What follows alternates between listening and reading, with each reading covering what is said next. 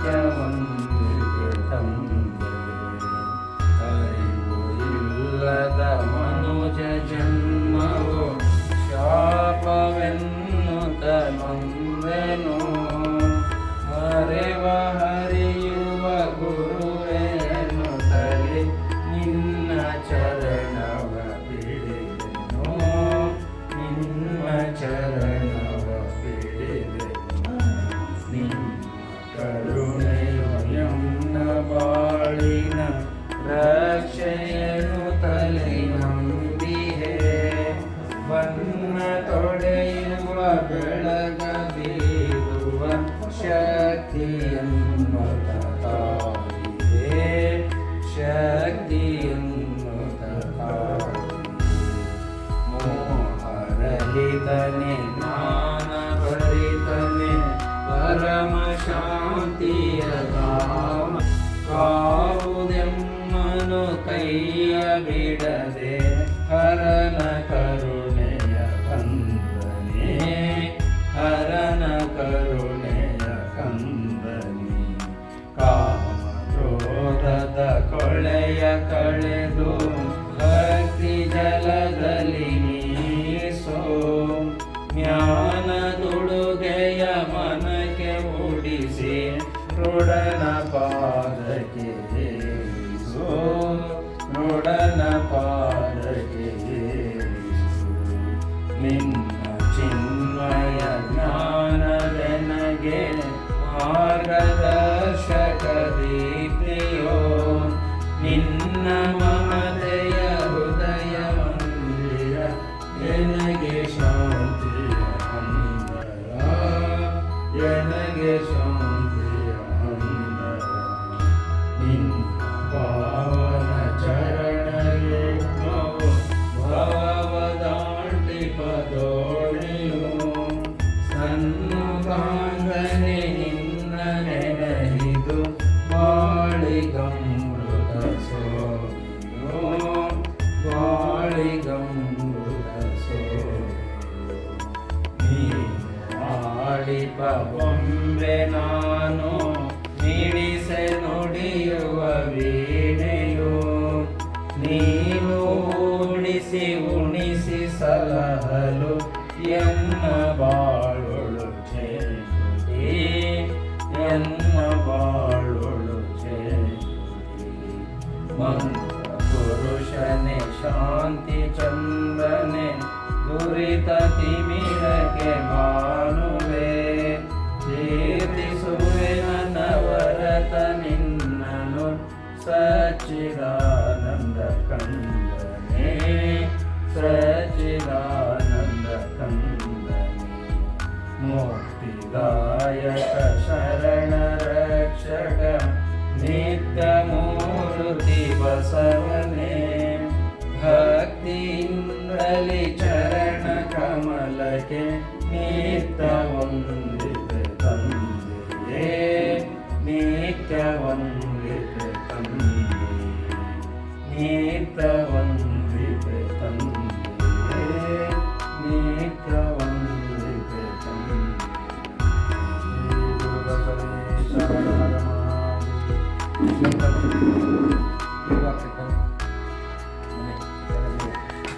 ಹೋಗ್ಬೇಕು ಅಂತ ಇದ್ದೀರಲ್ಲ ಹೂ ಹಾಕಿ ನೀವು ಹೊಸದಾಗಿ ಬಿಸ್ನೆಸ್ ಶುರು ಮಾಡಿದ್ದೀರಿ, ಒಳ್ಳೆಯದಾಗಲಿ, ಬಸವಣ್ಣವರ ಆಶೀರ್ವಾದ ಇರಲಿ.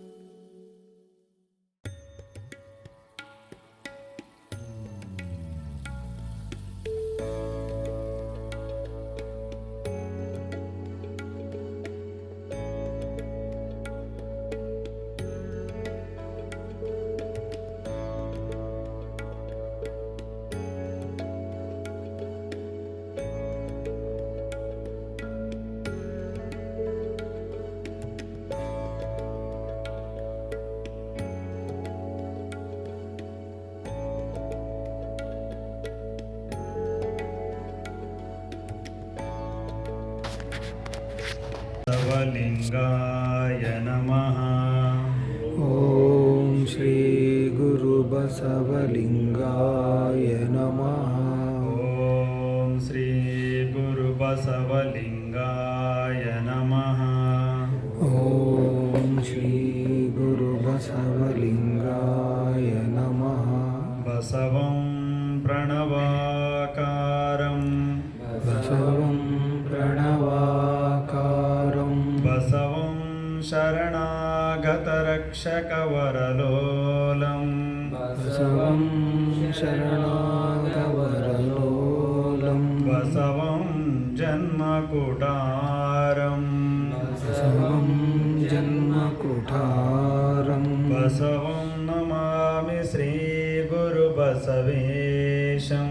ಬಸವಂ ನಮಾಮಿ ಶ್ರೀ ಗುರು ಬಸವೇಶಂ. ಪ್ರಣವಾರೂಢನು ಪ್ರಣವಸ್ವರೂಪನು ಪ್ರಣವಾರೂಢನು ಪ್ರಣವಸ್ವರೂಪನು ಪ್ರಣವ ಪ್ರಕೃತಿ ಸೌಮ್ಯನು ಪ್ರಣವ ಪ್ರಕೃತಿ ಸೌಮ್ಯನು ಪ್ರಣವ ಸಡಂಗ ಸಮರಸ ಪ್ರಣವ ಷಡಂಗ ಸಮರಸ ನಮಲಿಂಗ ದೇವರು ಲಿಂಗ ದೇವರು ಇವನಾರವ ಇವನಾರವ ಇವನಾರವ ಇವನಾರವ ಇವನಾರವನೆಂದೆನಿಸದಿರಯ್ಯ ಇವನಾರವ ಎಂದೆನಿಸದಿರಯ್ಯ ಇವನಮ್ಮವ ಇವನಮ್ಮವ ಇವನಮ್ಮವ ಇವನಮ್ಮವ ಇವನಮ್ಮವನೆಂದೆನಿಸಯ್ಯ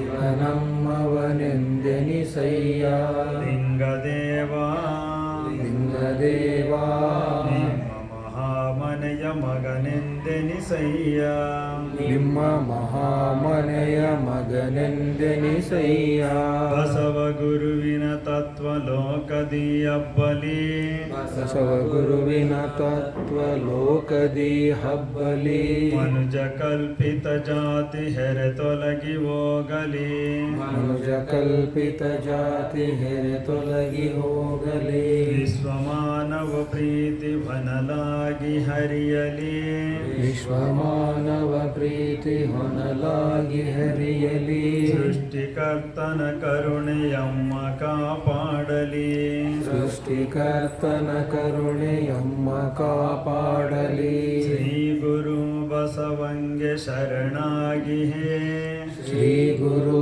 ಬಸವಂಗೆ ಶರಣಾಗಿ ಹೇ ಲಿಂಗದೇವನಿಗೆ ಶರಣಾಗಿ ಹೇ ಲಿಂಗದೇವನಿಗೆ ಶರಣಾಗಿ ಹೇ ಶರಣಾಗಣಕ್ಕೆ ಶರಣಾಗಿ ಹೇ ಶರಣಾಗಣಕ್ಕೆ ಶರಣಾಗಿ ಹೇ ಕರುಣ ಪ್ರಸಾದ ಸ್ವೀಕರಿಸಿ ಹೇ ಕರುಣ ಪ್ರಸಾದ ಸ್ವೀಕರಿಸಿ ಹೇ ಗಣಪದವಿಯನ್ನು ನಾವೊಂದಿಹೇ ಗಣಪದವಿಯನ್ನು ನಾ ಹೊಂದಿಹೇ ಗಣಪದವಿಯನ್ನು ನಾವೊಂದಿಹೇ ಗಣಪದವಿಯನ್ನು ನಾ ಹೊಂದಿಹೇ ಹೇ ಪರಮಾತ್ಮ ಲೋಕದ ಮಿತ್ರ ಹೇ ಪರಮಾತ್ಮ ಲೋಕದ ಮಿತ್ರ ನೀನೇ ಸರ್ವಕ್ಕೂ ಕಾರಣಕರ್ತ ನೀನೇ ಸರ್ವಕ್ಕೂ ಕಾರಣಕರ್ತ ಹೇ ಪರಮಾತ್ಮ ಲೋಕದ ಮಿತ್ರ ಹೇ ಪರಮಾತ್ಮ ಲೋಕದ ಮಿತ್ರ ನೀನೇ ಸರ್ವಕ್ಕೂ ಕಾರಣಕರ್ತ ನೀನೇ ಸರ್ವಕ್ಕೂ ಕಾರಣಕರ್ತ ಜಗವನ್ನು ರಚಿಸಿದ ತಂದೆಯು ನೀನು ಜಗವನ್ನು ರಚಿಸಿದ ತಂದೆಯು ನೀನು ಸ್ವಗದಿಂಪಾಲಿಪತಾಯಿಯು ನೀನು ಸ್ವಗದಿಂಪಾಲಿಪತಾಯಿಯು ನೀನು ದುರಿತ ಸಂಕುಲ ಮುಸುಕುತ ಬರಲು ದುರಿತ ಸಂಕುಲ ಮುಸುಕುತ ಬರಲು ಪಾರು ಮಾಡುವ ಕರುಣೆಯು ನೀನು ಮಾರು ಮಾಡು ಕರುಣಿಯು ನೀನು. ಹೇ ಪರಮಾತ್ಮ ಲೋಕದ ಮಿತ್ರ, ಹೇ ಪರಮಾತ್ಮ ಲೋಕದ ಮಿತ್ರ. ನೀನೇ ಸರ್ವಕ್ಕೂ ಕಾರಣಕರ್ತ, ನೀನೇ ಸರ್ವಕ್ಕೂ ಕಾರಣಕರ್ತ. ವಿಘ್ನ ನಿವಾರಕ ಶಕ್ತಿಯು ನೀನೇ, ವಿಘ್ನ ನಿವಾರಕ ಶಕ್ತಿಯು ನೀನೇ. ಬುದ್ಧಿ ಪ್ರದಾಯಕ ದೇವನು ನೀನೇ, ಬುದ್ಧಿ ಪ್ರದಾಯಕ ದೇವನು ನೀನೇ. ವಿದ್ಯಾ ಸಂಪದ ಶಾಂತಿ ಸೌಖ್ಯಗಳ, ವಿದ್ಯಾ ಸಂಪದ ಶಾಂತಿ ಸೌಖ್ಯಗಳ ಮಹಾದಾತನು ನೀನೇ, ಮಹಾದಾತನು ನೀನೇ. ಹೇ ಪರಮಾತ್ಮ ಲೋಕದ ಮಿತ್ರ, ಹೇ ಪರಮಾತ್ಮ ಲೋಕದ ಮಿತ್ರ. ನೀನೇ ಸರ್ವಕ್ಕೂ ಕಾರಣಕರ್ತ, ನೀನೇ ಸರ್ವಕ್ಕೂ ಕಾರಣಕರ್ತ. ವೇದಾಂತಿಗಳು ಪರಬ್ರಹ್ಮನೆಂಬರು, ವೇದಾಂತಿಗಳು ಪರಬ್ರಹ್ಮನೆಂಬರು. ಆಗಮಿಕರು ಪರಶಿವನೆಂಬರು, ಆಗಮಿಕರು ಪರಶಿವನೆಂಬರು. ಅಲ್ಲಹ ಯಹೋವ ಸುಪ್ರೀಂ ಗಾಡ್, ಅಲ್ಲಹ ಯೆಹೋವ ಸುಪ್ರೀಂ ಗಾಡ್. ಲಿಂಗ ದೇವ ನಿನ್ನಯ ಹೆಸರು, ಲಿಂಗದೇವ ನಿನ್ನಯ ಹೆಸರು. ಹೇ ಪರಮಾತ್ಮ ಲೋಕದ ಮಿತ್ರ, ಹೇ ಪರಮಾತ್ಮ ಲೋಕದ ಮಿತ್ರ. ನೀನೇ ಸರ್ವಕ್ಕೂ ಕಾರಣಕರ್ತ, ನೀನೇ ಸರ್ವಕ್ಕೂ ಕಾರಣಕರ್ತ. ಮರೆವಿನ ತಿಮಿರದಿ ಮನವು ಮುಲುಗುತ್ತ, ಅರಿವಿನ ತಿಮಿರದಿ ಮನವು ಮುಳುಗುತ್ತ. ಮುಂದಡಿಯಿಡದೆ ಬಳಲುತ್ತಿರೆ, ಮುನ್ನಡೆಯಿಡದೆ ಬಳಲುತ್ತಿರೆ. ಅರಿವಿನ ಬೆಳಕನು ಪಥದಲ್ಲಿ ಚೆಲ್ಲುತ್ತ, ಅರಿವಿನ ಬೆಳಕನು ಪಥದಲ್ಲಿ ಚೆಲ್ಲುತ್ತ.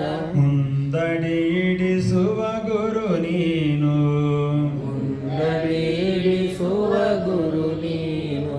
ಹೇ ಪರಮಾತ್ಮ ಲೋಕದ ಮಿತ್ರ, ಹೇ ಪರಮಾತ್ಮ ಲೋಕದ ಮಿತ್ರ. ನೀನೇ ಸರ್ವಕ್ಕೂ ಕಾರಣಕರ್ತ, ನೀನೇ ಸರ್ವಕ್ಕೂ ಕಾರಣಕರ್ತ. ಅಂದಿನ ಅನ್ನವ ನೀಡುವ ನೀನು, ಅಂದಿನ ಅನ್ನವ ನೀಡುವ ನೀನು. ವಂದನ ಹರಿಸುವ ಭವಹರ ಭಾನು, ವಂದನ ಹರಿಸುವ ಭವಹರ ಭಾನು. ಬಾಳಲಿ ನಡೆಯಲು ಆತ್ಮ ಬಲವ, ಬಾಳಲಿ ನಡೆಯಲು ಆತ್ಮ ಬಲವ. ನೀಡುವ ಮಂಗಲ ಶಕ್ತಿಯು ನೀನು, ನೀಡುವ ಮಂಗಲ ಶಕ್ತಿಯು ನೀನು. ಹೇ ಪರಮಾತ್ಮ ಲೋಕದ ಮಿತ್ರ, ಹೇ ಪರಮಾತ್ಮ ಲೋಕದ ಮಿತ್ರ. ನೀನೇ ಸರ್ವಕ್ಕೂ ಕಾರಣಕರ್ತ, ನೀನೇ ಸರ್ವಕ್ಕೂ ಕಾರಣಕರ್ತ.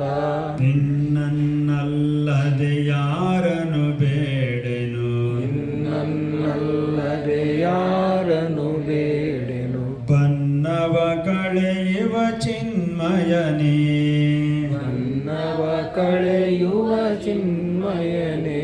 ಯಮ್ಮಯ ಜೀವನ ಸರ್ವ ಸಂಪದದಿ, ಯಮ್ಮಯ ಜೀವನ ಸರ್ವ ಸಂಪದದಿ. ಬೆಳಗಲು ಕರುಣಿಸು ಸಚಿದಾನಂದ, ಬೆಳಗಲು ಕರುಣಿಸು ಸಚಿದಾನಂದ. ಬೆಳಗಲು ಕರುಣಿಸು ಸಚಿದಾನಂದ, ಬೆಳಗಲು ಕರುಣಿಸು ಸಚಿದಾನಂದ. ಹೇ ಪರಮಾತ್ಮ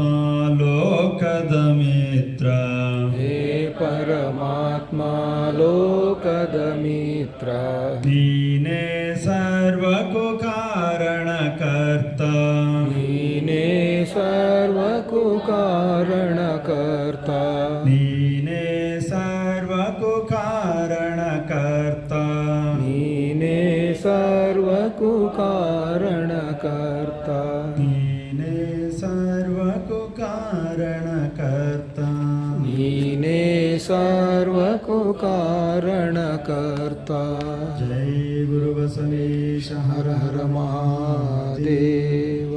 ಈಗ ಒಂದು 5 ನಿಮಿಷ ಮೌನ ಧ್ಯಾನ. ಶ್ರೀ ಗುರು ಬಸವಲಿಂಗ. ಲಿಂಗಾಯತ ಧರ್ಮೇರ ಷಟ್ಸೂತ್ರ ಘೋಷಣೆ. ನಮ್ಮ ಧರ್ಮಗುರು ನಮ್ಮ ಧರ್ಮಗುರು ವಿಶ್ವಗುರು ಬಸವಣ್ಣನವರು, ವಿಶ್ವಗುರು ಬಸವಣ್ಣನವರು, ನಮ್ಮ ಧರ್ಮ ಸಂಹಿತೆ ನಮ್ಮ ಧರ್ಮ ಸಂಹಿತೆ ಸಮಾನತೆ ಸಾರುವ ವಚನ ಸಾಹಿತ್ಯ, ಸಮಾನತೆ ಸಾರುವ ವಚನ ಸಾಹಿತ್ಯ, ನಮ್ಮ ಧರ್ಮ ಲಾಂಛನ, ನಮ್ಮ ಧರ್ಮ ಲಾಂಛನ, ಸೃಷ್ಟಿಕರ್ತ ಲಿಂಗದೇವನ ಕುರುಹಾದ ಇಷ್ಟಲಿಂಗ, ಸೃಷ್ಟಿಕರ್ತ ಲಿಂಗದೇವನ ಕುರುಹಾಗ ಇಷ್ಟಲಿಂಗ, ನಮ್ಮ ಧರ್ಮಕ್ಷೇತ್ರ ನಮ್ಮ ಧರ್ಮಕ್ಷೇತ್ರ ಗುರು ಬಸವಣ್ಣನವರ ಐಕ್ಯ ಕ್ಷೇತ್ರ ಕೂಡಲ ಸಂಗಮ, ಗುರು ಬಸವಣ್ಣನವರ ಐಕ್ಯ ಕ್ಷೇತ್ರ ಕೂಡಲ ಸಂಗಮ, ಶರಣಭೂಮಿ ಬಸವ ಕಲ್ಯಾಣ, ಶರಣಭೂಮಿ ಬಸವ ಕಲ್ಯಾಣ, ತ್ಯಾಗಭೂಮಿ ಸುಕ್ಷೇತ್ರ ಉಳುವಿ, ತ್ಯಾಗಭೂಮಿ ಸುಕ್ಷೇತ್ರ ಉಳವಿ, ನಮ್ಮ ಧರ್ಮಧ್ವಜ ನಮ್ಮ ಧರ್ಮಧ್ವಜ ಷಟ್ಕೋನ ಇಷ್ಟಲಿಂಗ ಸಹಿತ ಷಟ್ಕೋನ ಇಷ್ಟಲಿಂಗ ಸಹಿತ ಗುರು ಬಸವಧ್ವಜ, ಗುರು ಬಸವಧ್ವಜ, ನಮ್ಮ ಧರ್ಮದ ಧ್ಯೇಯ ನಮ್ಮ ಧರ್ಮದ ಧ್ಯೇಯ ಜಾತಿ ವರ್ಣ ವರ್ಗರಹಿತ ಜಾತಿ ವರ್ಣ ವರ್ಗರಹಿತ ಧರ್ಮ ಸಹಿತ ಧರ್ಮಸಹಿತ ಶರಣ ಸಮಾಜ ನಿರ್ಮಾಣ, ಸಮಾಜ ನಿರ್ಮಾಣ, ಕಲ್ಯಾಣ ರಾಜ್ಯ ನಿರ್ಮಾಣ.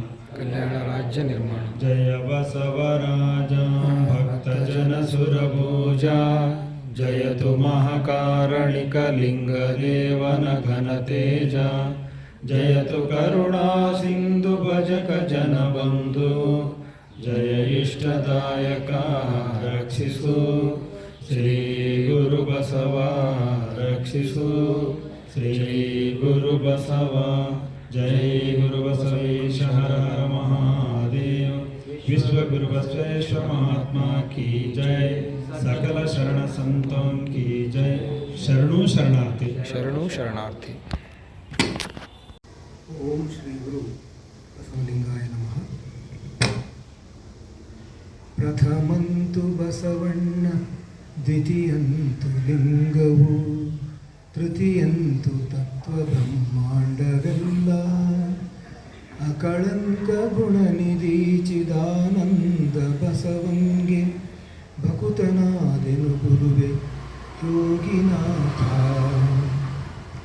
ಬಸವನ ಯೋಗದಿಂ ಹಸನಾಯಿತೈಲೋಕ, ಚಂದದಿಂ ಬಸವಗತಿ ಎನಲು ಭವವು, ಹಿಂಗುವವು ಭವ ಬಸವಯ್ಯ ಶರಣಾರ್ಥಿ ಎಂದು ಬದುಕಿದೆನಯ್ಯ ಯೋಗಿನಾಥ. ಬಸವಣ್ಣನವರು ಬೆಳಿಗ್ಗೆ ಬಂದ ದಿನ ಬಸವ ಜಯಂತಿ. ಬಸವಣ್ಣನವರು ಈ ಭೂಮಿಗೆ ನಾನು ಏಕೆ ಬಂದೆ ಅಂತ ಒಂದು ವಚನದಲ್ಲಿ ಹೇಳ್ತಾರೆ. ನಾನೊಂದು ಕಾರಣಕ್ಕೆ ಮರ್ತ್ಯಕ್ಕೆ ಬಂದೆ, ಬಂದ ಬಳಲಿಕೆಯ ಕಳೆಯಲೆಂದು ಚನ್ನಬಸವಣ್ಣ ಬಂದ, ಇನ್ನೂ ಬಾರದಂತೆ ಪ್ರಭುದೇವರು ಬಂದರು, ಆಜ್ಞಾಕರ್ತೃ ಮಡಿವಾಳ ಮಾಚಿದೇವರು ಬಂದರಾಗಿ, ನಾನಿನ್ನಾರಿಗೂ ಅಂಜೆ ಕೂಡಲ ಸಂಗಮ ದೇವ ಅಂತ ಹೇಳ್ತಾರೆ. ಬಸವಣ್ಣನವರು ಇಲ್ಲಿ ನಾನು ಯಾರಿಗೂ ಅಂಜೋದಿಲ್ಲ ಅಂತ ಹೇಳ್ತಾ ಇದ್ದಾರೆ. ಅಂದರೆ ಆಗಿನ ಸಮಯದಲ್ಲಿ ಬಸವಾದಿ ಶರಣರ ಕಾರ್ಯಕ್ಕೆ ಅಂಜಿಸುವವರು ಯಾರೋ ಇದ್ದರು ಅಂತ ಇಲ್ಲಿ ಕಂಡು ಬರ್ತದೆ. ಯಾರವರು ಅಂಜಿಸೋಕ್ಕೆ ಪ್ರಯತ್ನ ಮಾಡಿದವರು ಅಂದರೆ ಬಸವಣ್ಣನವರು ಅಂಜಲಿಲ್ಲ. ಅಲ್ಲವ ಪ್ರಭುದೇವರು, ಚನ್ನಬಸವಣ್ಣನವರು, ಮಡಿವಾಳ ಮಾಚಿ ತಂದೆ, ಸಿದ್ದರಾಮೇಶ್ವರ, ಕುಮಾರ ಕತ್ತಯ್ಯ, ಎಲ್ಲರೂ ಏನು ಒಕ್ಕಲಿಗ ಮುದ್ದಣ್ಣ ಇವರೆಲ್ಲರೂ ಬಂದಿರೋದ್ರಿಂದ ಅವರಿಗೊಂದು ಬಲ ಬಂತು. ಆದರೆ ಅವರು ಹೆದರಲಿಲ್ಲ. ಯಾರಿಗೆ ಹೆದರಲಿಲ್ಲ? ಯಾರಾದರೂ ಹೆದರಿಸ್ತಾ ಇದ್ರು ಅಂದರೆ ಯಾರು ಅವರು ಅಂದರೆ ಜಡ ಸಂಸ್ಕೃತಿಯ ಜನರು. ಜಡ ಸಂಸ್ಕೃತಿಯ ಜನರು ಅಂತಂದರೆ ಎಲ್ಲಿ ಚೈತನ್ಯವಿಲ್ಲವೋ, ಎಲ್ಲಿ ಜೀವಂತಿಕೆ ಇಲ್ಲವೋ ಅಂತಹ ಜಡ ವಸ್ತುಗಳನ್ನು ತೋರಿಸಿ ಅವುಗಳನ್ನು ದೇವರು ಅಂತ ಹೇಳಿ ಸಮಾಜದಲ್ಲಿ ಒಂದು ಕನ್ಫ್ಯೂಷನ್ ಕ್ರಿಯೇಟ್ ಮಾಡಿ ತಮ್ಮ ಹೊಟ್ಟೆಯನ್ನು ತುಂಬಿಸ್ಕೊಳ್ತಾ ಇದ್ರು ಕೆಲವರು. ಅವರನ್ನು ನಾವು ಇವಾಗಲೂ ಸಹಿತ ನೋಡ್ಬೋದು. ಅದು ಜಡ ಸಂಸ್ಕೃತಿ. ಪ್ರಕೃತಿವಿಡಿದು ಪ್ರಾಣ, ಪ್ರಾಣವಿಡಿದು ಜ್ಞಾನ, ಜ್ಞಾನವಿಡಿದು ಗುರು ಲಿಂಗ ಜಂಗಮ ಅಂತ ಬಸವಣ್ಣವರು ಒಂದು ವಚನ ಹೇಳ್ತಾರೆ. ಪ್ರಕೃತಿಯಲ್ಲಿ ನಾವೆಲ್ಲರೂ ಪ್ರಾಣವಿಡಿದಂಥವರೇನೆ, ಎಲ್ಲರಿಗೂ ಪ್ರಾಣ ಇದೆ. ಪ್ರಾಣ ಚೈತನ್ಯ. ಪ್ರಾಣವಿಲ್ಲದಂತಹ ಪಂಚಭೂತಗಳೇನಿದ್ದಾವೆ ಪ್ರಕೃತಿ, ಅಪ್ಪ, ಬೀಜ, ವಾಯು, ಆಕಾಶ, ಇವುಗಳಿಗೆ ನಾನು ಯಾರು ಅಂತ ಅನ್ನೋದು ಗೊತ್ತಿಲ್ಲ ಅವಕ್ಕೆ. ಅಲ್ಲಿ ಪ್ರಜ್ಞೆ ಸುಪ್ತವಾಗಿದೆ. ಅಂತಹ ಸುಪ್ತವಾದ ಪ್ರಜ್ಞೆ ಅದು ಪ್ರಕೃತಿ. ಅಲ್ಲಿ ಪ್ರಾಣ ಇದೆ, ನಮ್ಮಲ್ಲಿ ಪ್ರಾಣ ಇದೆ. ಈ ಪ್ರಾಣ ಚೈತನ್ಯವೇ ಅದು ಶುದ್ಧ ರೂಪದಲ್ಲಿ ಲಿಂಗ. ಆ ಅರಿವನ್ನು ಹಿಡ್ಕೊಂಡು ಅರಿವು, ಆಚಾರ, ಅನುಭವಗಳ ನೆಲೆಯಲ್ಲಿ ಬಂದಂತಹ ಬಸವಣ್ಣನವರು ಸಂಸ್ಕೃತಿಯನ್ನು ಬಿತ್ತಿ ಬೆಳೀತಾರೆ. ಅದು ಹೆಂಗೆ ಅಂತಂದರೆ, ಈ ಸಂಸ್ಕೃತಿಯನ್ನು ಬಿತ್ತಿ ಬೆಳೆಯೋದಕ್ಕೇ ಬಸವಣ್ಣನವರು ಈ ಭೂಮಿಗೆ ಕಾರಣಿಕರಾಗಿ ಬಂದರು ಅಂತ ಬಸವಣ್ಣನವರು ಸ್ವಯಂ ಹೇಳ್ತಾರೆ. ಅಲ್ಲಮ ಪ್ರಭುದೇವರು ಯಾಕೆ ಬಂದರು ಅನ್ನೋದು ಹೇಳ್ತಾರೆ. ಅಲ್ಲಮ ಪ್ರಭುದೇವರು ಹೇಳ್ತಾರೆ, ಬಸವಣ್ಣನವರು ಯಾಕೆ ಮರ್ತ್ಯಕ್ಕೆ ಬಂದರು, ಮರ್ತ್ಯ ಲೋಕದ ಮಹಾಮನೆ ಹಾಳಾಗಿ ಹೋಗಬಾರದೆಂದು ಕರ್ತ ನಟ್ಟಿದನಯ್ಯ ಬಸವಣ್ಣನವರನ್ನು ಆ ಕರ್ತು ಈ ಮರ್ತ್ಯಲೋಕದ ಮನೆ ಹಾಳಾಗಿ ಹೋಗಬಾರದು ಅಂತ ಬೇಗ ಹೋಗಿ ಅದನ್ನು ಉಳಿಸು ಅಂತ ಹೇಳಿ ಕಳಿಸ್ತಾರೆ. ಇವತ್ತು ನೋಡ್ತೀವಿ ನಾವು ಮರ್ತ್ಯಲೋಕದ ಮಹಾಮನೆ ಒಂದು ರೀತಿಯಲ್ಲಿ ಹಾಳಾಗಿ ಹೋಗ್ತಾ ಇರೋದನ್ನೇ ನೋಡ್ತಾ ಇದ್ದೀವಿ ನಾವು. ಯಾವ ರೀತಿಯಲ್ಲಿ ಸ್ಥಾವರಾತ್ಮಕವಾದಂತಹ ಜಡ ವಸ್ತುಗಳನ್ನು ನಾವು ದೇವರು ಅಂತ ಅಂದ್ಕೊಂಡು ಹೋಗ್ತಾ ಇದ್ದೀವಿ. ಅದರ ಸುತ್ತಮುತ್ತ ಇರುವಂತಹ ಮೂಢನಂಬಿಕೆಗಳು ಬೆಳೀತಾ ಇದ್ದಾವೆ. ಅದನ್ನು ರಾಜಕಾರಣಿಗಳು ಬಹಳಷ್ಟು ಉಪಯೋಗ ಮಾಡಿ ನಮ್ಮೆಲ್ಲರನ್ನ ಮೂರ್ಖರನ್ನಾಗಿಸಿ ತಮ್ಮ ಬೆಳೆದೇರಿಸ್ಕೊಳ್ತಾ ಇದ್ದಾರೆ. ಇದೇ ರೀತಿಯ ಸಂದರ್ಭ 12ನೇ ಶತಮಾನದಲ್ಲಿಯೂ ಸಹಿತ ಮರ್ತ್ಯಲೋಕದ ಮನೆ ಹಾಳಾಗಿ ಹೋಗಬಾರದು ಅಂತ ಹೇಳಿ ಬಸವಣ್ಣನವರನ್ನು ಕಳಿಸಿದ್ರು. ಚನ್ನಬಸವಣ್ಣನವರು ಹೇಳ್ತಾರೆ, ಬಸವಣ್ಣನವರು ಯಾಕೆ ಈ ಇಳೆಗೆ ಬಂದರು ಅಂತ. ಭಕ್ತಿ, ಜ್ಞಾನ, ವೈರಾಗ್ಯ ಕುಳಸ್ಥಳವ ಹರಹಲೆಂದು ಇಳಿತಂದನಯ್ಯ ಬಸವಣ್ಣನು ವ್ರತಾಚಾರದ ಮುಂದಣ ಕನ್ನಡಕವ ಕಳೆದು ಅಂತ ಹೇಳ್ಕೊಂಡು ಹೋಗ್ತಾರೆ. ಇವು ನೋಡಿ, ಭಕ್ತಿ, ಜ್ಞಾನ, ವೈರಾಗ್ಯ ನಿಜವಾದ ರೂಪದಲ್ಲಿ ಏನಿದೆ ಅನ್ನೋದು ಇವತ್ತು ನಾವು ನೋಡಿದ್ರೆ ಅದು ಸ್ಪಷ್ಟವಾಗಿ ಗೋಚರ ಆಗೋದೇ ಇಲ್ಲ. ಭಕ್ತಿ ಅಂದರೆ ಅಂಧಭಕ್ತಿಯಾಗಿ ಹೋಗ್ಬಿಟ್ಟಿದೆ, ಜ್ಞಾನ ಅಂದರೆ ಅಜ್ಞಾನವೇ ಜ್ಞಾನವಾಗಿ ಹೋಗ್ಬಿಟ್ಟಿದೆ, ವೈರಾಗ್ಯ ಅನ್ನೋದ್ರ ಅರ್ಥನೇ ಕಳ್ಕೊಂಡ್ಬಿಟ್ಟಿದೆ. ಇವೆಲ್ಲ ವ್ರತಾಚರಣೆಗಳು. ನಾವು ಯಾವುದೋ ಉಪವಾಸ ವ್ರತಗಳನ್ನು ಮಾಡ್ತೀವಿ, ಸುಮ್ಮನೆ ಮಾಡ್ತಾ ಇರ್ತೀವಿ. ಯಾವುದೋ ನಾನು ಕಾಲಲ್ಲಿ ಚಪ್ಪಲಿ ಹಾಕೊಳ್ಳೋದು ಅನ್ನೋದೊಂದು ವ್ರತ, ಯಾವುದೋ ಹರಕೆ ಹೊತ್ತೋದೊಂದು ವ್ರತ. ಇವೆಲ್ಲ ವ್ರತಾಚಾರದ ಮುಂದಣ ಕನ್ನಡಕ. ಅಂದರೆ ಎಲ್ಲದಕ್ಕೂ ನಾವೇನೋ ಫಾಲೋ ಮಾಡ್ಕೊಂಡು ಹೋದಾಗ ಅವೆಲ್ಲವೂ ಸಂಪ್ರದಾಯಗಳಾಗಿ ತನ್ನ ಸ್ವಂತಿಕೆ, ಅರ್ಥ, ಸತ್ಯತೆಯನ್ನು ಕಳೆದುಕೊಂಡು ಅವು ಕೊಳ್ಳಾಗಿಬಿಡ್ತದೆ. ಆವಾಗ ನಿಜವಾಗ್ಲೂ ಆ ವ್ರತಾಚಾರದ ಮುಂದಣ ಕನ್ನಡಕ, ಈಗ ನಾವು ಕನ್ನಡಕ ಚಶ್ಮಾ ಇಟ್ಕೊಂಡು ಯಾವ ಬಣ್ಣದ ಚಶ್ಮಾ ಇಟ್ಕೊಂಡು ನೋಡ್ತೀವೋ ಅದೇ ಥರ ನಮಗೆ ಸೃಷ್ಟಿ ಕಾಣ್ತದೆ. ರೆಡ್ ಕಲರ್ ಇಟ್ಕೊಂಡ್ರೆ ರೆಡ್ ಕಾಣುತ್ತೆ, ಬ್ಲೂ ಕಲರ್ ಇಟ್ಕೊಂಡ್ರೆ. ಆದರೆ ಅದು ಆ ಥರ ಇಲ್ಲ. ನಾವು ಇಟ್ಕೊಂಡಿರೋದ್ರಿಂದ ಆ ಥರ ಕಾಣ್ತಾ ಇದೆ ಅಂದರೆ ಈ ವ್ರತಾಚಾರಗಳು ನಮ್ಮನ್ನು ಸುಳ್ಳು ನೆಲೆಗೆ ಕರ್ಕೊಂಡು ಹೋಗ್ತವೆ. ಈ ಸುಳ್ಳು ನೆಲೆಯಿಂದ ಬಸವಣ್ಣನವರು ಸತ್ಯದ ನೆಲೆಗೆ ನಮ್ಮನ್ನು ಕರ್ಕೊಂಡು ಹೋಗ್ತಾರೆ. ಕರ್ಕೊಂಡು ಹೋಗೋದನ್ನು ಮಡಿವಾಳ ಮಾಚಿದೇವರು ಸಹಿತ ಅದನ್ನೇ ಹೇಳ್ತಾರೆ. ಶಿವ ತಾನೀತ ಮರ್ತ್ಯಲೋಕವ ಪಾವನವ ಮಾಡಲು ಅನಾದಿ ಸಂಸಿದ್ಧ ಘನಮಹಿಮನಾಗಿ. ಅಂದರೆ ಬಸವಣ್ಣನವರು ಸ್ವಯಂ ಶಿವ ಸ್ವರೂಪರೇ ಆಗಿ ಈ ಮರ್ತ್ಯಲೋಕವನ್ನು ಪಾವನವ ಮಾಡಿದ್ರು ಅಂತ. ಚನ್ನಬಸವಣ್ಣವರು ಇನ್ನೊಂದು ಕಡೆ ಹೇಳ್ತಾರೆ, ಮರ್ತ್ಯಲೋಕವ ಪಾವನವ ಮಾಡಲು ನೀವು ಈ ಶಿವಲೋಕ ಮರ್ತ್ಯಲೋಕಕ್ಕೆ ನಿಚ್ಚಣಿಕೆ ಆದ್ರಿ ಅಂತ ಹೇಳ್ತಾರೆ. ಇಲ್ಲಿ ನಾವಿರೋದು ಮರ್ತ್ಯಲೋಕ. ಇದು ಶಿವಲೋಕದ ಬಗ್ಗೆ ನಮಗೆ ಏನೂ ಗೊತ್ತಿಲ್ಲ. ಶಿವಲೋಕವನ್ನು ಕಂಡಂತಹ ಬಸವಣ್ಣನವರು ಈ ಕೈಯಿಂದ ಮರ್ತ್ಯಲೋಕದವರಿಗೆ ಎತ್ಕೊಂಡು ಈ ಕಡೆ ಶಿವಲೋಕಕ್ಕೆ ಇಟ್ಟರು ಅಂತ ನಿಚ್ಚಣಿಕೆ ಆದವು. ಅದನ್ನು ಕಂಡವರು ಬಸವಣ್ಣನವರು. ಮರ್ತ್ಯಲೋಕವನ್ನು ಪಾವನವ ಮಾಡಲು ಈ ಇಳೆಗೆ ಬಂದರು ಅಂತ ಅಲ್ಲಮ ಪ್ರಭು, ಚನ್ನಬಸವಣ್ಣ, ಮಡಿವಾಳ ಮಾಚಿದೇವರು ಇವರೆಲ್ಲರೂ ಅದನ್ನೇ ಹೇಳ್ತಾ ಇದ್ದಾರೆ. ಹಾಗಾದರೆ ಬಸವಣ್ಣ ಯಾವ ರೀತಿಯಲ್ಲಿ ಈ ಪಾವನ ಮಾಡುವಂತಹ ಕೆಲಸವನ್ನು, ಅಂದರೆ ನಾನೊಂದು ಕಾರಣಕ್ಕೆ ಮರ್ತ್ಯಕ್ಕೆ ಮಧ್ಯೆ ಅಂತ ಹೇಳ್ತಾ ಇದ್ದಾರಲ್ಲ, ಆ ಕಾರಣವೇ ಇದು, ಪಾವನವ ಮಾಡಲು ಅಂತ, ಶುದ್ಧವನ್ನು ಮಾಡಲು. ಇಲ್ಲಿ ಎಷ್ಟು ಕಸಕಡ್ಡಿ ತುಂಬಿಕೊಂಡು ಹೋಗಿದೆ ಅಂದರೆ ಅಜ್ಞಾನ, ನಾನು ಯಾರು ಅನ್ನೋದು ಗೊತ್ತಿಲ್ಲ. ಮನುಷ್ಯನಾಗಿ ಸಂಸ್ಕೃತಿಯತ್ತ ಮೇಲೆ ಹೋಗದೆ ವಿಕೃತಿಯತ್ತ ಕೆಳಗೆ ಬೀಳೋದು. ಅಂದರೆ ನಾವು ಜಡವಾದಾಗ, ನಾವು ಜಡತ್ವವನ್ನು ಆರಾಧಿಸುವವರಾದಾಗ ಅಲ್ಲಿ ಗುರುತ್ವಾಕರ್ಷಣ ಬರುತ್ತೆ, ಕೆಳಗೆ ಬೀಳ್ತೀವಿ ನಾವು. ಕೆಳಗೆ ಬಿದ್ದರೆ ಅದು ವಿಕೃತಿ. ಪ್ರಕೃತಿಯಿಂದ ಕೆಳಗೆ ಬಿದ್ದರೆ ವಿಕೃತಿಯಾಗಿ ಹೋಗ್ತಾ ಇದೆ. ಚೈತನ್ಯವನ್ನು ಹಿಡ್ಕೊಂಡ್ರೆ ಮೇಲೆ ಹೋಗ್ತೀವಿ ನಾವು, ಅದು ಸಂಸ್ಕೃತಿ ಆಗುತ್ತೆ. ಅಂತಹ ಶರಣ ಸಂಸ್ಕೃತಿಯನ್ನು ಬಿತ್ತಿ ಬೆಳೆದಂಥವರು ಬಸವಾದಿ ಶರಣರು, ಬಸವಣ್ಣರಿಂದ ಹಿಡ್ಕೊಂಡು. ಅದನ್ನು ಬಸವಣ್ಣನವರು ಹೇಗೆ ಮಾಡಿದ್ರು ಅಂದರೆ, ಫಸ್ಟ್ ತನ್ನೊಳಗೆ ಇಳಿತಾರೆ. ತನ್ನೊಳಗೆ ಇಳಿಬೇಕಂದ್ರೆ ತನ್ನ ತಾನು ಅರಿಯೋದಂದರೆ, ಈಗ ನಮ್ಮಲ್ಲಿ ಪಾತಂಜಲ ಯೋಗ ಇದೆ, ಅಷ್ಟಾಂಗ ಯೋಗ ಇದೆ. ಅಷ್ಟಾಂಗ ಯೋಗದಲ್ಲಿ ಯಮ, ನಿಯಮ, ಆಸನ, ಪ್ರಾಣಾಯಾಮ, ಪ್ರತ್ಯಾಹಾರ, ಧಾರಣ, ಧ್ಯಾನ, ಸಮಾಧಿ. ಮೊದಲಿನ 4 ನಮ್ಮ ದೇಹಕ್ಕೆ ಸಂಬಂಧಪಟ್ಟದ್ದು, ಅಂದರೆ ಬಹಿರಂಗಕ್ಕೆ ಸಂಬಂಧಪಟ್ಟವು. ನಾವು ಯಾವ ರೀತಿ ಬಿಹೇವ್ ಮಾಡಬೇಕು, ಅಥವಾ ಆಸನ, ಪ್ರಾಣಾಯಾಮಗಳು, ಯಮ ನಿಯಮಗಳು, ರೂಲ್ಸ್ ಆ್ಯಂಡ್ ರೆಗ್ಯುಲೇಷನ್ಸ್ಗಳು. ಮುಂದಿನ 4 ನಮ್ಮನ್ನು ಅಂತರ್ಮುಖವಾಗಿ ತಗೊಂಡು ಹೋಗುವಂಥವು. ಪ್ರತ್ಯಾಹಾರ, ಧಾರಣ, ಧ್ಯಾನ, ಸಮಾಧಿ. ನಮ್ಮ ಮನಸ್ಸಿಗೆ ಆಹಾರ ಅಂದರೆ ಹೊರಗಡೆ ಹೋಗುವಂತಹ ವಿಷಯಗಳು. ಎಲ್ಲ ಶಬ್ದ ಸ್ಪರ್ಶ ರೂಪರಸಗಳ ಮೂಲಕ ನಮ್ಮ ಕಣ್ಣು, ಕಿವಿ, ಮೂಗು, ನಾಲಿಗೆ ಎಲ್ಲ ಜ್ಞಾನೇಂದ್ರಿಯಗಳು ಈ ವಿಷಯಗಳ ಹಿಂದೆ ಹರಿದು ನಾವು ನಮ್ಮೊಳಗೆ ಇಳಿಯೋದನ್ನು ನಮಗೆ ಗೊತ್ತೇ ಆಗೋದಿಲ್ಲ. ನಾವು ಕಣ್ಣು ಮುಚ್ಚಿದ್ರೆ ಕತ್ತಲೆ ಕಾಣುತ್ತೆ, ಏನೂ ಕಾಣಲ್ಲ. ಧ್ಯಾನಸ್ಥರಾಗೋದು ನಮಗೆ ಗೊತ್ತಿರೋದು. ಹಾಗಾಗಿ ಈ ಮನಸ್ಸನ್ನು ಬಸವಣ್ಣನವರು ಒಳಗೆ ತಿರುಗಿಸ್ತಾರೆ. ಪ್ರತ್ಯಾಹಾರ, ಆಹಾರ ಹೊರಗಡೆ ವಿಷಯವಾದರೆ ವಿಷಯವೆಂಬ ಹಸುರನನ್ನು ಮುಂದೆ ತಂದು ಪಸರಿಸಿದೆಯ ಪಶುವೇನ ಬಲ್ಲದು ಹಸುರೆಂದೆಳೆಸುವುದು, ವಿಷಯರಹಿತನ ಮಾಡಿ ಭಕ್ತಿ ಸುದೆಯ ತಣಿಯ ಮೇಯಿಸಿ ಸಲಹು ಕೂಡಲ ಸಂಗಮ ದೇವ ಅನ್ನುವ ಭಾವದಲ್ಲಿ ಅವರು ಆ ವಿಷಯರಹಿತತೆಯನ್ನು, ವಿಷಯವನ್ನು ಅದರ ಹಿಂದೆ ಹೋಗೋದನ್ನು ಬಿಟ್ಟು ಒಂದು ಕ್ಷಣ ತಮ್ಮೊಳಗೆ ಇಳಿತಾರೆ. ತಮ್ಮೊಳಗೆ ಇಳಿಬೇಕಾದ್ರೆ ಪ್ರತ್ಯಾಹಾರದಿಂದ ಧಾರಣ, ಕಾನ್ಸಂಟ್ರೇಷನ್ ಮಾಡ್ತಾರೆ. ತಮ್ಮ ಮೈಂಡ್ ಮೇಲೆ ಕಾನ್ಸಂಟ್ರೇಷನ್ ಮಾಡಿ ಪಶ್ಚಿಮ ಪದ್ಮಾಸನದಲ್ಲಿ ಕುಳಿತು ನಿಟ್ಟೆಲು ಮುರಿದು ತೆರೆದ ಕಣ್ಣು ಬ್ರಹ್ಮರಂಧ್ರದಲ್ಲಿ ಹಿಡಿಯೊಡೆದ ಕೂಡಲ ಸಂಗಮ ದೇವ ಅಂತ ಆ ಅನುಭವ ಅವರಿಗೆ ಆಗ್ತದೆ. ಯಾವಾಗ ನಾವು ನಮ್ಮ ಮನವನ್ನು ನೋಡೋಕ್ಕೆ ಪ್ರಾರಂಭ ಮಾಡ್ತೀವಿ, ಸ್ವಲ್ಪ ಕಣ್ಣು ಮುಚ್ಚೆ ಆಗಲಿ ಅರ್ಧ ಮುಚ್ಚಿದ ಕಣ್ಣಿಂದಾಗಲಿ ನಾವು ಧ್ಯಾನಸ್ಥರಾಗಿ ಕೂತ್ಕೊಂಡ್ರೆ ಧಾರಣ, ಅದು ಕಾನ್ಸಂಟ್ರೇಷನ್. ಆಮೇಲೆ ಧ್ಯಾನ, ಮನಸ್ಸಿನ ಮೇಲೆ ನೀವು ಧ್ಯಾನ ಮಾಡಿ. ನಮ್ಮ ಮನಸ್ಸು ಹೊಯ್ದಾಡ್ತಾ ಇರುತ್ತೆ, ಬೇಕು ಬೇಡಗಳು, ಮುಂದಿನ ಪ್ಲ್ಯಾನು, ಹಿಂದಿನ ಪ್ಲ್ಯಾನು ಎಲ್ಲ ಮಾಡ್ತಾ ಇರುತ್ತೆ. ಸುಮ್ಮನೆ ಕೂತ್ಕೊಂಡಾಗ ಅತಿಯಾಗಿ ಆ್ಯಕ್ಟಿವ್ ಆಗಿಬಿಡುತ್ತೆ ಅದು. ನಾವು ಅದಕ್ಕೆ ಸ್ಪಂದಿಸದೆ ಸುಮ್ಮನೆ ಕೂತ್ಕೊಂಡು ನೋಡ್ತಾ ಇದ್ದರೆ ಒಂದು ಕ್ಷಣದಲ್ಲಿ, ಯಾವುದೋ ಒಂದು ಕ್ಷಣದಲ್ಲಿ ನಾವು ಧ್ಯಾನ ಮಾಡ್ತಾ ಹೋದಾಗ ನಮಗೆ ಅನುಭವ ಬರೋಕ್ಕೆ ಪ್ರಾರಂಭ ಆಗುತ್ತೆ. ನೋಡ್ತಾ ಇರೋನು ಬೇರೆಯೇ ಇದ್ದಾನೆ, ಇಲ್ಲಿ ಭ್ರಷ್ಟ, ಮನಸ್ಸು ನಾನಲ್ಲ ಅಂತ ಗೊತ್ತಾಗುತ್ತೆ. ಮನಸ್ಸು ಇವತ್ತು ಎಸ್ ಅನ್ನತ್ತೆ, ನಾಳೆ ನೋ ಅನ್ನತ್ತೆ. ಇಲ್ಲಿ ಎಸ್ಸು ನೋ ಅಂದೇ ಇರೋ ಕೂತ್ಕೊಂಡಿರುವಂಥವ್ನು ಅದೆಲ್ಲವನ್ನು ನೋಡ್ತಾ ಇರುವಂಥದ್ದು ಸಾಕ್ಷಿ ಪ್ರಜ್ಞೆ ಅನ್ನೋದು ಗೊತ್ತಾಗುತ್ತೆ. ಅಂದರೆ ನಾನು ಮನಸ್ಸಲ್ಲ ಅನ್ನೋದು ನನಗೆ ಗೊತ್ತಾದಾಗ ನಾನು ಚೈತನ್ಯ ಸ್ವರೂಪ ಅನ್ನೋದು ನನಗೆ ಗೊತ್ತಾಗುತ್ತೆ. ಅದು ಧ್ಯಾನ ಮಾಡಿದರೆ ಎಲ್ಲರೂ ಎಕ್ಸ್ಪೀರಿಯೆನ್ಸ್ ಮಾಡ್ಬೋದು. ಆ ಧ್ಯಾನವೇ ಮುಂದೆ ಸಮಾಧಿ ರೂಪದಲ್ಲಿ ಹೋಗ್ಬಿಡುತ್ತೆ. ಅಂದರೆ ಆ ಒಂದು ಕಂಟಿನ್ಯೂಟಿ ಬಂದ್ಬಿಡುತ್ತೆ. ಒಂದು ಕ್ಷಣ ನಮಗೆ ಗೊತ್ತಾಗಿರೋದು 2 ಕ್ಷಣಕ್ಕೆ ಅದು ಕಂಟಿನ್ಯೂಟಿ ಆಗುತ್ತಲ್ಲ, ನಮಗೆ ದೃಢವಾಗಿ ನಿಶ್ಚಯ ಬಂದ್ಬಿಡುತ್ತೆ, ನಾನು ಚೈತನ್ಯ ಸ್ವರೂಪ ಅಂತ. ಅವಾಗ ನನಗೆ ದರ್ಶನ ಆಗೋದು ನನ್ನ ಚೈತನ್ಯ ಸ್ವರೂಪ. ನನ್ನ ಚೈತನ್ಯ ಸ್ವರೂಪ ನನ್ನೊಳಗೆ ದರ್ಶನ ಆಗೋದ್ರಿಂದ ಅದು ಲಿಂಗ ದರ್ಶನ. ಲಿಂಗ ದರ್ಶನ ಆದ ಮೇಲೆ ಆತ ಕಂಡ ಭಕ್ತ.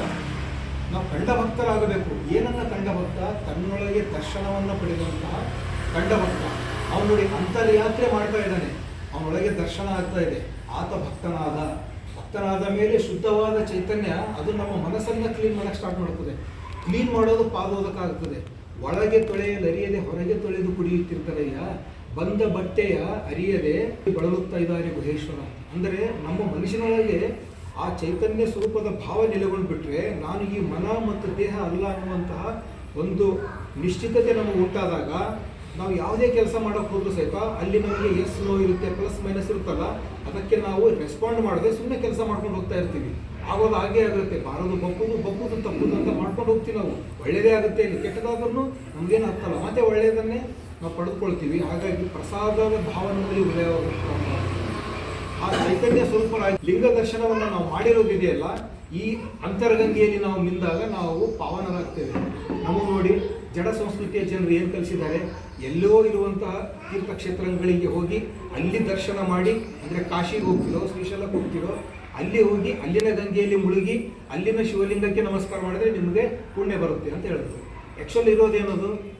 ಅಂತರ್ಯಾತ್ರೆ, ಬಹಿರ್ಯಾತ್ರೆ ಅಲ್ಲ ಅದು.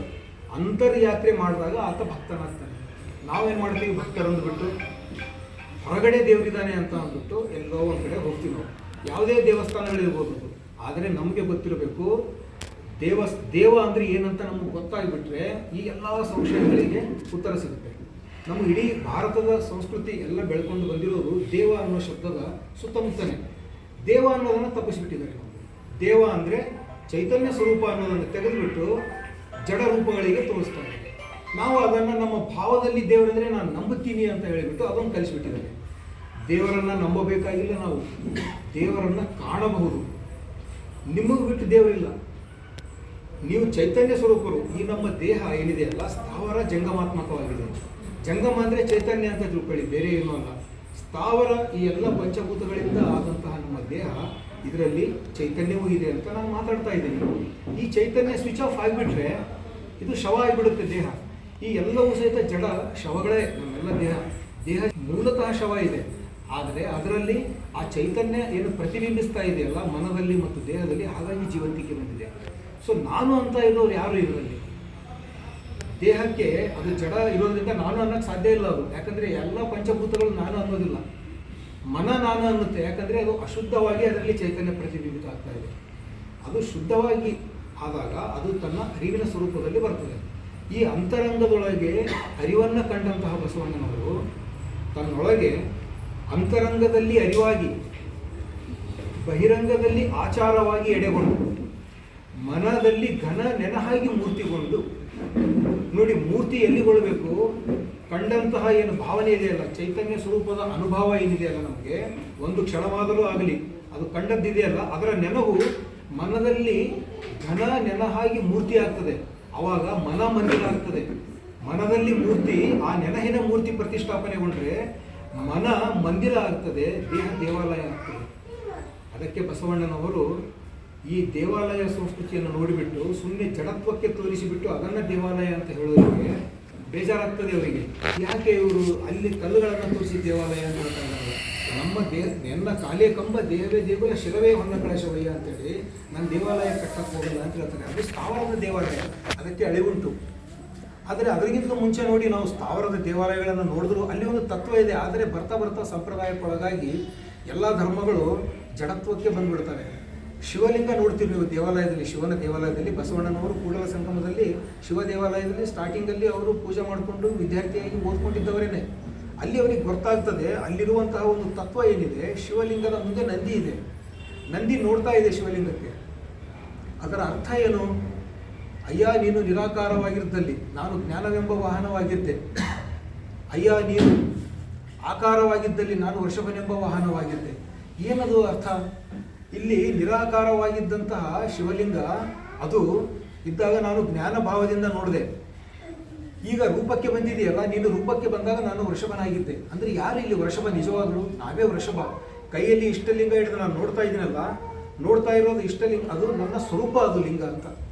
ಅಲ್ಲಿ ಕೂತ್ಕೊಂಡಿರೋ ವೃಷಭ ಲಿಂಗವನ್ನು ನೋಡ್ತಾ ಇದೆ ಅಂದರೆ ತನ್ನ ಸ್ವರೂಪವನ್ನು ನೋಡ್ತಾ ಇದೆ. ಅದು ಯಾರು ತನ್ನೊಳಗೆ ಇಳಿದು ನೋಡ್ತಾರೋ ಅವರಿಗೆ ತನ್ನ ಲಿಂಗ ಚೈತನ್ಯದ ಸ್ವರೂಪ ದರ್ಶನವಾಗ್ತದೆ ಅನ್ನುವಂತಹ ಶಿವತತ್ವವನ್ನೇ ಹೇಳ್ತಾ ಇದೆ ಅದು ಶಿವ ದೇವಾಲಯ.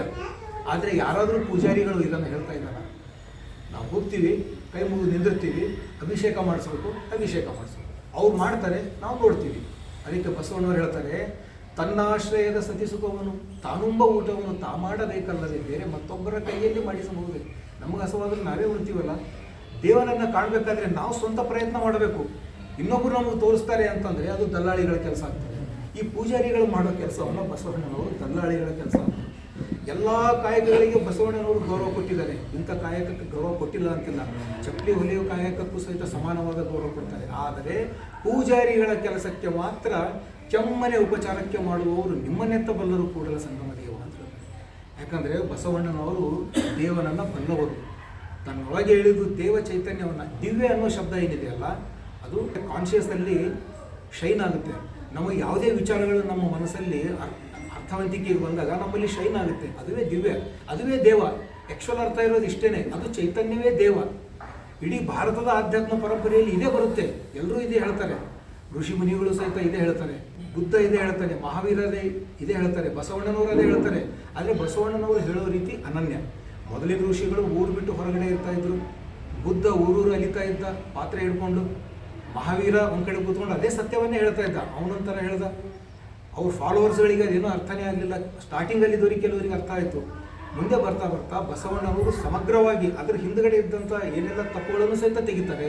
ಇನ್ನೂ ಉದಾತ್ತವಾದಂತಹ, ಇನ್ನೂ ಉನ್ನತ ಮಟ್ಟದಲ್ಲಿರುವಂತಹ ವಿಚಾರಗಳನ್ನು, ಆಚಾರಗಳನ್ನು ಕಂಡು ತಾವು ಆಚರಿಸ್ತಾರೆ. ಮೊದಲು ಆಚರಿಸ್ತಾ ಆಚರಿಸ್ತಾ ಅದೇ ಧರ್ಮವಾಗ್ತದೆ. ಬಸವಣ್ಣನವರು ಅಂತರಂಗದೊಳಗೆ ಕಂಡುಕೊಂಡಿರುವಂತಹ ಅರಿವು, ಅಂತರಂಗದಲ್ಲಿ ಅರಿವು, ಬಹಿರಂಗದಲ್ಲಿ ಆಚಾರ. ಇವತ್ತು ನಾವು ಲಿಂಗ ಅಂತ ಹೇಳ್ತೀವಲ್ಲ ಕಡೆಗೆ, ಅಥವಾ ದೇವರು, ಯಾವುದೇ ಒಂದು ದೇವರ ಹೆಸರು ತಗೊಳ್ಳಿ, ನಿಜವಾಗಲೂ ನೋಡಿ ಚೈತನ್ಯ ನೀವು ಕಂಡುಕೊಂಡ ಮೇಲೆ, ಕಂಡ ಭಕ್ತರಾದ ಮೇಲೆ ಅದಕ್ಕೊಂದು ಹೆಸರು ಇಡ್ಬೋದು. ಕಾಣಲಾರದೆ ಹೆಸರಿಡೋಕ್ಕಾಗಲ್ಲ. ನಾವು ಸುಳ್ಳಾಗಿಬಿಡುತ್ತೆ ಅದು. ನಾವು ಹೇಳ್ಬೋದು, ಈಗ ತನ್ನ ತಾನರಿದರೆ ತಾನೇ ದೇವ ನೋಡ ಅಂದರೆ ಬಸವಾದಿ ಶರಣರು ಹೇಳಿದ್ದಾರೆ. ನಾವು ತನ್ನ ತಾನರಿದರೆ ತಾನೇ ದೇವ ನೋಡ ಅಂತ ಹೋಗ್ಬಿಟ್ರೆ ಇಲ್ಲ. ನಾವು ಪ್ರಯತ್ನ ಮಾಡಿದ್ದೀವಿ ನೋಡೋಕ್ಕೆ. ಭಾಳ ಸರಳ ಇದೆ ಅದು. ಒಂದು ಕೆಲವೇ ದಿವಸಗಳಲ್ಲಿ ನೀವು ದೇವದರ್ಶನವನ್ನು ಮಾಡ್ಬೋದು. ನಿಮ್ಮ ಚೈತನ್ಯವನ್ನು ನೀವು ನೋಡಿದಾಗ ವ್ಯಕ್ತಿ ಪರಿವರ್ತನೆ ಆಗೋಕ್ಕೆ ಪ್ರಾರಂಭ ಆಗುತ್ತೆ. ನಾವೇನಂತೀವಿ ಇವತ್ತು ನೋಡ್ತೀವಿ, ಯಾರೋ ಧರ್ಮ ಪರಿವರ್ತನೆ ಮಾಡೋದು ಅಂತ. ಹಿಂದೂಯಿಂದ ಮುಸ್ಲಿಮು ಮಾಡಿದ್ರು, ಮುಸ್ಲಿಮಿಂದ ಇನ್ನೊಂದಕ್ಕೆ ಹೋದ್ರು, ಇವೇ ಜಗಳಗಳು ಆಡ್ತಾ ಇರ್ತೀವಿ. ಅದು ಧರ್ಮ ಪರಿವರ್ತನೆ ಅಲ್ಲ. ಧರ್ಮ ಅಂದರೆ ನಮ್ಮ ಜಡ ಧರ್ಮದ ಪರಿವರ್ತನೆ ಚೈತನ್ಯಕ್ಕಾಗಬೇಕು. ಯಾರಾದರೂ ಆಗ್ಬೋದು. ಇವತ್ತು ಹಿಂದೂ ಇರ್ಬೋದು, ಯಾವುದೇ ಜಾತಿಯವರು ಇರ್ಬೋದು, ಮುಸ್ಲಿಂ ಇರ್ಬೋದು, ಯಾರೇ ಇರಲಿ, ದೇವರನ್ನು ಕಂಡು ತನ್ನ ವ್ಯಕ್ತಿ ಅಂಗ ಗುಣಗಳನ್ನು ಅಳಿದು ಲಿಂಗ ಗುಣಕ್ಕೆ ಬರುವಂತಹದ್ದು. ಒಬ್ಬ ವ್ಯಕ್ತಿ ಪರಿವರ್ತನೆ ಆದಾಗ, ಲಿಂಗ ಗುಣಗಳಾದಾಗ, ಆ ಲಿಂಗ ಗುಣಗಳ ಸಮೂಹದ ವ್ಯಕ್ತಿತ್ವ ಏನು ಜನರಿದ್ದಾರಲ್ಲ, ಅದು ಜಂಗಮವಾಗ್ತದೆ, ಅವರ ಸಮೂಹ. ನಾವಿವತ್ತು ಜಂಗಮ ಅಂದರೆ ಸಮಾಜ ಅಂತ ಅಂದ್ಕೊಳ್ತೀವಿ. ಆದರೆ ವ್ಯಕ್ತಿ ಪರಿವರ್ತನೆ ಆಗುವಂತಹ ವ್ಯಕ್ತಿಗಳ ಒಂದು ಚೈತನ್ಯಶೀಲವಾದಂತಹ ಡೈನಾಮಿಕ್ ಸೊಸೈಟಿ ಇದೆಯಲ್ಲ, ಅದಕ್ಕೆ ನಾವು ಜಂಗಮ ಅನ್ಬೋದು. ಏನೂ ಇಲ್ಲದೆ, ಏನೂ ತಿಳುವಳಿಕೆ ಇಲ್ಲದೇ ಇರುವಂತಹವರು ಅವರು ಜಡ ಸಂಸ್ಕೃತಿಯ ಸಮಾಜ. ಅಲ್ಲಿ ಜಂಗಮ ಅನ್ನೋಕ್ಕಾಗಲ್ಲ, ಬರೀ ಸಮಾಜ ಅನ್ಬೋದು. ಬಸವಣ್ಣನವರು ಯಾವಾಗ ಈ ಅಂತರಂಗದೊಳಗೆ ಇರುವಂತಹ ಚೈತನ್ಯವನ್ನು ಕಾಣ್ತಾರಲ್ಲ, ಅದುವೇ ದೇವಲೋಕ. ಆ ದೇವಲೋಕವನ್ನು ಕಂಡು ಹೊರಗೆ ಬರ್ತಾರವರು. ಮತ್ತೆ ಲೋಕದ ಮಹಾಮನೆ ಹಾಳಾಗಿ ಹೋಗಬಾರದೆಂದು ಕರ್ತ ನಟ್ಟಿದನಯ್ಯ ಬಸವಣ್ಣನ. ಅಂದರೆ ಕರ್ತ ಎಲ್ಲೋ ಮೇಲೆ ಕೂತ್ಕೊಂಡು ಹೋಗು ಬೇಗ ಅಂತ ಕಳಿಸ್ತಾ ಇಲ್ಲ. ಮೇಲೆ ನಾವು ನೋಡ್ತೀವಿ ಆಕಾಶದಲ್ಲಿ ಅನಂತ, ನೀವು ಎಷ್ಟು ಲೈಟ್ ಇಯರ್ಸ್ ಹೋಗ್ರಿ, ಎಲ್ಲಿ ಯಾವುದೇ ಲೋಕಗಳಿಲ್ಲ. ಈ ಲೋಕದೊಳಗೆ ಅನಂತ ಲೋಕ ಸಾಧ್ಯ ಇಲ್ಲ ಅಂತಾರೆ ಬಸವಣ್ಣವರು. ಒಂದೇ ಒಂದು ಶಿವಲೋಕ, ಒಂದು ಅಂದರೆ ಚೈತನ್ಯದ ಲೋಕ, ಇನ್ನೊಂದು ಜಡತ್ವದ ಲೋಕ ಅಷ್ಟೇ ಇರೋದು. ಚೈತನ್ಯ ನಿಮ್ಮೊಳಗೆ ಇದೆ ಅಂದರೆ ನಿಮ್ಮೊಳಗೆ ಶಿವಲೋಕ. ಭಕ್ತನ ಮನೆಯ ಅಂಗಳವೇ ವಾರಣಾಸಿ, ಶರಣನ ಕಾಯವೇ ಕೈಲಾಸ. ಇದು ಸತ್ಯಕೂಡಲ ಸಂಗಮ ದೇವ. ಎಲ್ಲಿ ನಾವು ವಾರಣಾಸಿಗೆ ಹೋಗಿಬಿಟ್ಟು ಅವುಗಳನ್ನು ನಾವು ಅಷ್ಟಾಷಷ್ಠಿ ತೀರ್ಥಕ್ಷೇತ್ರಗಳಂತ ಅಂದ್ಕೊಂಡ್ರೆ ಅವೆಲ್ಲ ಸರಿಯಲ್ಲ. ಅಲ್ಲಿ ಹೋದ್ರೆ ಏನೂ ಸಿಗಲ್ಲ ನಿಮ್ಗೆ ಅಂತ ಹೇಳ್ತಾರೆ. ಯಾರಿಗಾದ್ರೂ ಸಿಕ್ಕಿದೆಯಾ ಅಲ್ಲಿ ಹೋದ್ರೆ? ಇದ್ರೆ ಹೇಳಿ ನಮಗೆ. ಯಾರಿಗೂ ಸಿಗಕ್ಕೆ ಸಾಧ್ಯ ಇಲ್ಲ. ಅದಕ್ಕೆ ದೇಶಿ ಕೇಂದ್ರ ಸಂಗನ ಬಸವಯ್ಯ ಅಂತ ಬರ್ತಾರೆ. ಅವರು ಅಪ್ರಮಾಣ ಕೂಡಲ ಸಂಗಮ ದೇವರ ಹೆಸರಲ್ಲಿ ಬರೀತಾರೆ ಬಸವಣ್ಣನವರ ವಿಚಾರಗಳನ್ನೇ. ಕಲ್ಲು ದೇವರು ದೇವರಲ್ಲ, ಮಣ್ಣು ದೇವರು ದೇವರಲ್ಲ, ಪಂಚಲೋಹಗಳಿಂದ ಮಾಡಿದ ದೇವರುಗಳಲ್ಲ. ಕಾಶಿ, ಕೇದಾರ, ಶ್ರೀಶೈಲ, ಗೋಕರ್ಣ ಮುಂತಾದ ಎಲೆಗಳಲ್ಲಿ ಅಷ್ಟಾಷಷ್ಠಿ ತೀರ್ಥಗಳಲ್ಲಿ ಇರುವ ದೇವರುಗಳಲ್ಲ. ತನ್ನ ತಾನರಿದರೆ ತಾನೇ ದೇವರು ನೋಡ. ಅಪ್ರಮಾಣ ಕೂಡಲ ಸಂಗಮ ದೇವ. ಇದು ತಾನೇ ದೇವ, ನಾನೇ ದೇವ ಅಂತ ಅಂದ್ಕೊಂಡು ಬಾಯಿಂದ ಹೇಳೋದಲ್ಲ. ಅದು ನಾನೇ ದೇವ ಅನ್ನೋದು ನಮಗೆ ಕಂಡು ಬರ್ತದೆ. ಅಲ್ಲಿ ಶಬ್ದ ಮುಗ್ಧವಾಗಿಬಿಡ್ತದೆ ಕಂಡಾಗ. ಅದನ್ನು ಹೇಳೋಕ್ಕಾಗಲ್ಲ ನಾವು, ಅದು ನಮ್ಮ ಆಚರಣೆಯಲ್ಲಿ ಬರುತ್ತೆ. ಅದಕ್ಕೆ ಬಸವಣ್ಣರು ಹೇಳ್ತಾರೆ, ಅಂತರಂಗದಲ್ಲಿ ಅರಿವಾಗಿ ಬಹಿರಂಗದಲ್ಲಿ ಆಚಾರವಾಗಿ ನೀನು ಎಡೆಗೊಂಡು ಮನದಲ್ಲಿ ಘನನೆನಹಾಗಿ ಮೂರ್ತಿಗೊಂಡಿಪ್ಪೆಯಾಗಿ ಎನಗೆ ಗುರುಪಥ, ಲಿಂಗಪಥ, ಜಂಗಮಪಥ, ಪ್ರಸಾದ ಪಥವ ತೋರಿ ಆಗು ಮಾಡಿದೆಯಾಗಿ ನಿಮ್ಮಿಂದ ಆನಾದೆನಲ್ಲದೆ ಎನ್ನಿಂದ ನೀನಾದೆ ಎಂಬುದ ನಿಮ್ಮ ಪ್ರಮತರು ಮೆಚ್ಚರು ನೋಡಯ್ಯ ಕೂಡಲ ಸಂಗಮ ದೇವ. ಆಗಿನ ಶರಣರು ಹೇಳಿದ್ರು, ಇದು ಎಲ್ಲವನ್ನ ಫಸ್ಟಿಗೆ ದೇವ ಅಂದ್ರೆ ಏನಂತ ಕಂಡುಹಿಡಿದು ಹೇಳಿದವರು ಬಸವಣ್ಣನವರೇ. ಎಲ್ಲವೂ ಬಸವಣ್ಣನವರಿಂದಲೇ ಬಂತು ಅಂತ ಹೇಳಿದ್ರೆ ಬಸವಣ್ಣನವರೇನು ಹೇಳ್ತಾರೆ, ನಾನು ಮಾಡಿದ್ದಲ್ಲ, ನೀನೇ ಕೂಡಲ ಸಂಗಮ ದೇವ, ನನ್ನೊಳಗೆ ಕೂಡಿಸ್ಕೊಂಡು ಮಾಡಿದೆ, ಅದಕ್ಕೆ ನೀನೇ ಮಾಡಿದ್ದು, ಇದು ನಾನು ಮಾಡಿದ್ದಲ್ಲ ಅಂತ ಹೇಳ್ತಾರೆ. ನಾನು ಅನ್ನೋ ಭಾವವೇ ಇಲ್ಲ ಬಸವಣ್ಣವರಲ್ಲಿ. ಎಲ್ಲದರಲ್ಲಿಯೂ ಸಹಿತ ನೀನೇ ಅನ್ನುವ ಭಾವ. ಎಲ್ಲರಲ್ಲಿಯೂ ನೀನೇ ಅನ್ನೋ ಭಾವ ಬಂದಾಗ ಅದು ನೀನು ಅನ್ನೋದು ಬಿದ್ದೋಗ್ಬಿಡುತ್ತೆ ಕೊನೆಗೆ. ಯಾಕಂದರೆ ಎಲ್ಲವೂ ಒಂದೇ ಅಂದಾಗ ನಾನು ಮತ್ತು ನೀನು ಅನ್ಬೇಕಾದ್ರೆ ಎರಡಾದರೂ ಇರಬೇಕು. ಅಟ್ಲೀಸ್ಟ್ ನೀನು ಅಂದಾಗ ನಾನು ಇದ್ದಾಗಲೇ ನೀನು ಅನ್ನೋ ಶಬ್ದಕ್ಕೆ ಅರ್ಥ ಬರುತ್ತೆ, ಅಥವಾ ನಾನು ಅಂದಾಗ ನೀನು ಅನ್ನೋ ಶಬ್ದ ಇದ್ದರೆ ಎರಡಿದ್ರೆ ಅರ್ಥ ಬರುತ್ತೆ. ಕೇವಲ ನಾನು ಅನ್ನೋದಾಗಲಿ ಕೇವಲ ನೀನು ಅನ್ನೋದಾಗಿದ್ದಾಗ ಅದು ಶೂನ್ಯತ್ವಕ್ಕೆ ಬಂದ್ಬಿಡುತ್ತೆ. ಹಾಗಾಗಿ ಬಸವಣ್ಣನವರಿಗೆ ನಾನೊಬ್ಬನೇ ಭಕ್ತ, ಜಗದೊಳಗೆ ಇರುವ ಭಕ್ತರೆಲ್ಲರೂ ಜಂಗಮ ಲಿಂಗ ನೀನೇ ಅಯ್ಯ ಕೂಡಲ ಸಂಗಮ ದೇವ. ಎತ್ತೆತ್ತ ನೋಡಿದಡತ್ತತ್ತ ನೀನೇ ದೇವ. ಅವ್ರ ದೃಷ್ಟಿ ಹಾಗಾಗಿಬಿಟ್ಟಿತ್ತು, ನಮ್ಮ ದೃಷ್ಟಿಯೂ ಸಹಿತ ಹಾಗಾಗಬಹುದು. ಹಾಗಾದಾಗ ನೋಡಿ, ನಾನು ಎದುರುಗಡೆ ಕೂತ್ಕೊಂಡವರಲ್ಲಿ ಚೈತನ್ಯ ಸ್ವರೂಪರನ್ನಾಗಿ, ಶಿವ ಸ್ವರೂಪರನ್ನಾಗಿ ನಾನು ನೋಡ್ತೇನೆ. ನನಗೆ ಜಾತಿ ಅನ್ನೋ ಪ್ರಜ್ಞೆನೇ ಬರೋದಿಲ್ಲ ನನ್ನ ತಲೆಯಲ್ಲಿ. ಇವರಾರು ಅನ್ನೋದು ಬರೋದೇ ಇಲ್ಲ. ಯಾಕಂದರೆ ಸತ್ಯ ನನಗೆ ಗೊತ್ತಿದೆ, ಎಲ್ಲರೂ ಚೈತನ್ಯ ಸ್ವರೂಪರಂದಾಗ ಇವನಾರವ ನಾನು ಅನ್ನಕ್ಕೆ ಹೋಗೋದಿಲ್ಲ. ಇವ ನಮ್ಮವ ಅನ್ನೋ ಭಾವನೆ ಬಂದ್ಬಿಡುತ್ತೆ. ಬರೀ ಮನುಷ್ಯರಿಗಷ್ಟೇ ಅಲ್ಲ, ಸಕಲ ಜೀವಾತ್ಮರುಗಳಿಗೆ, ಪ್ರಾಣಿಗಳು ಸಹಿತ, ಯಾವುದಕ್ಕೂ ಸಹಿತ ಡಿಸ್ಟರ್ಬ್ ಆಗದಂತೆ ಇರುವಂತಹ ಈಕೋಲಜಿ, ಎನ್ವಿರಾನ್ಮೆಂಟಲ್ ಒಂದು ಕಾನ್ಷಿಯಸ್ನೆಸ್ ಬರುತ್ತೆ. ಅದು ಜಂಗಮ. ಎಲ್ಲರೂ ನನ್ನವರು ಅನ್ನುವಂಥ ಇನ್ಕ್ಲೂಸಿವ್ ಥಿಂಕಿಂಗ್ ಬರುತ್ತಲ್ಲ, ದಟ್ ಈಸ್ ಧರ್ಮ. ಇವತ್ತು ನಾವು ಎಕ್ಸ್ಕ್ಲೂಸಿವ್ ಮಾಡೋದನ್ನು ಧರ್ಮ ಅಂತ ಇದ್ದೀವಿ. ನಾವು ನನಗೆ ಹಿಂಗೆ ಆ ಧರ್ಮದವರು, ಈ ಒಡೆಯೋದನ್ನು ಧರ್ಮ ಅಂತ ಕೊಂಡಿದ್ವಿ. ಬಸವಣ್ಣನವರು ಇನ್ಕ್ಲೂಸಿವ್ ಮಾಡೋದನ್ನು, ನಮ್ಮವರು ಅನ್ನೋದನ್ನು ಕಲಿಸಿದ್ರು. ಅದು ನಿಜವಾದ ಧರ್ಮ, ರಾಷ್ಟ್ರ ಧರ್ಮ ಆಗುತ್ತೆ. ಇವತ್ತು ಯಾವುದಕ್ಕೋ ರಾಷ್ಟ್ರ ಧರ್ಮ ಅಂತ ಹೇಳ್ತಾ ಇದ್ದೀವಿ ನಾವು. ನಿಜವಾದ ರಾಷ್ಟ್ರ ಧರ್ಮ, ನಿಜವಾದ ವಿಶ್ವಧರ್ಮವನ್ನು ನುಡಿದು ನಡೆದು ಆಚರಿಸಿ ಹೋದಂಥವರು ಬಸವಾದಿ ಶರಣರಂತನ್ನುವುದು ನಮಗೆ ಒಂದು ದಾರಿದೀಪ ಇಂದಿಗೂ ಅವರ ವಚನಗಳಲ್ಲಿ ಅಂತ ಹೇಳ್ತಾ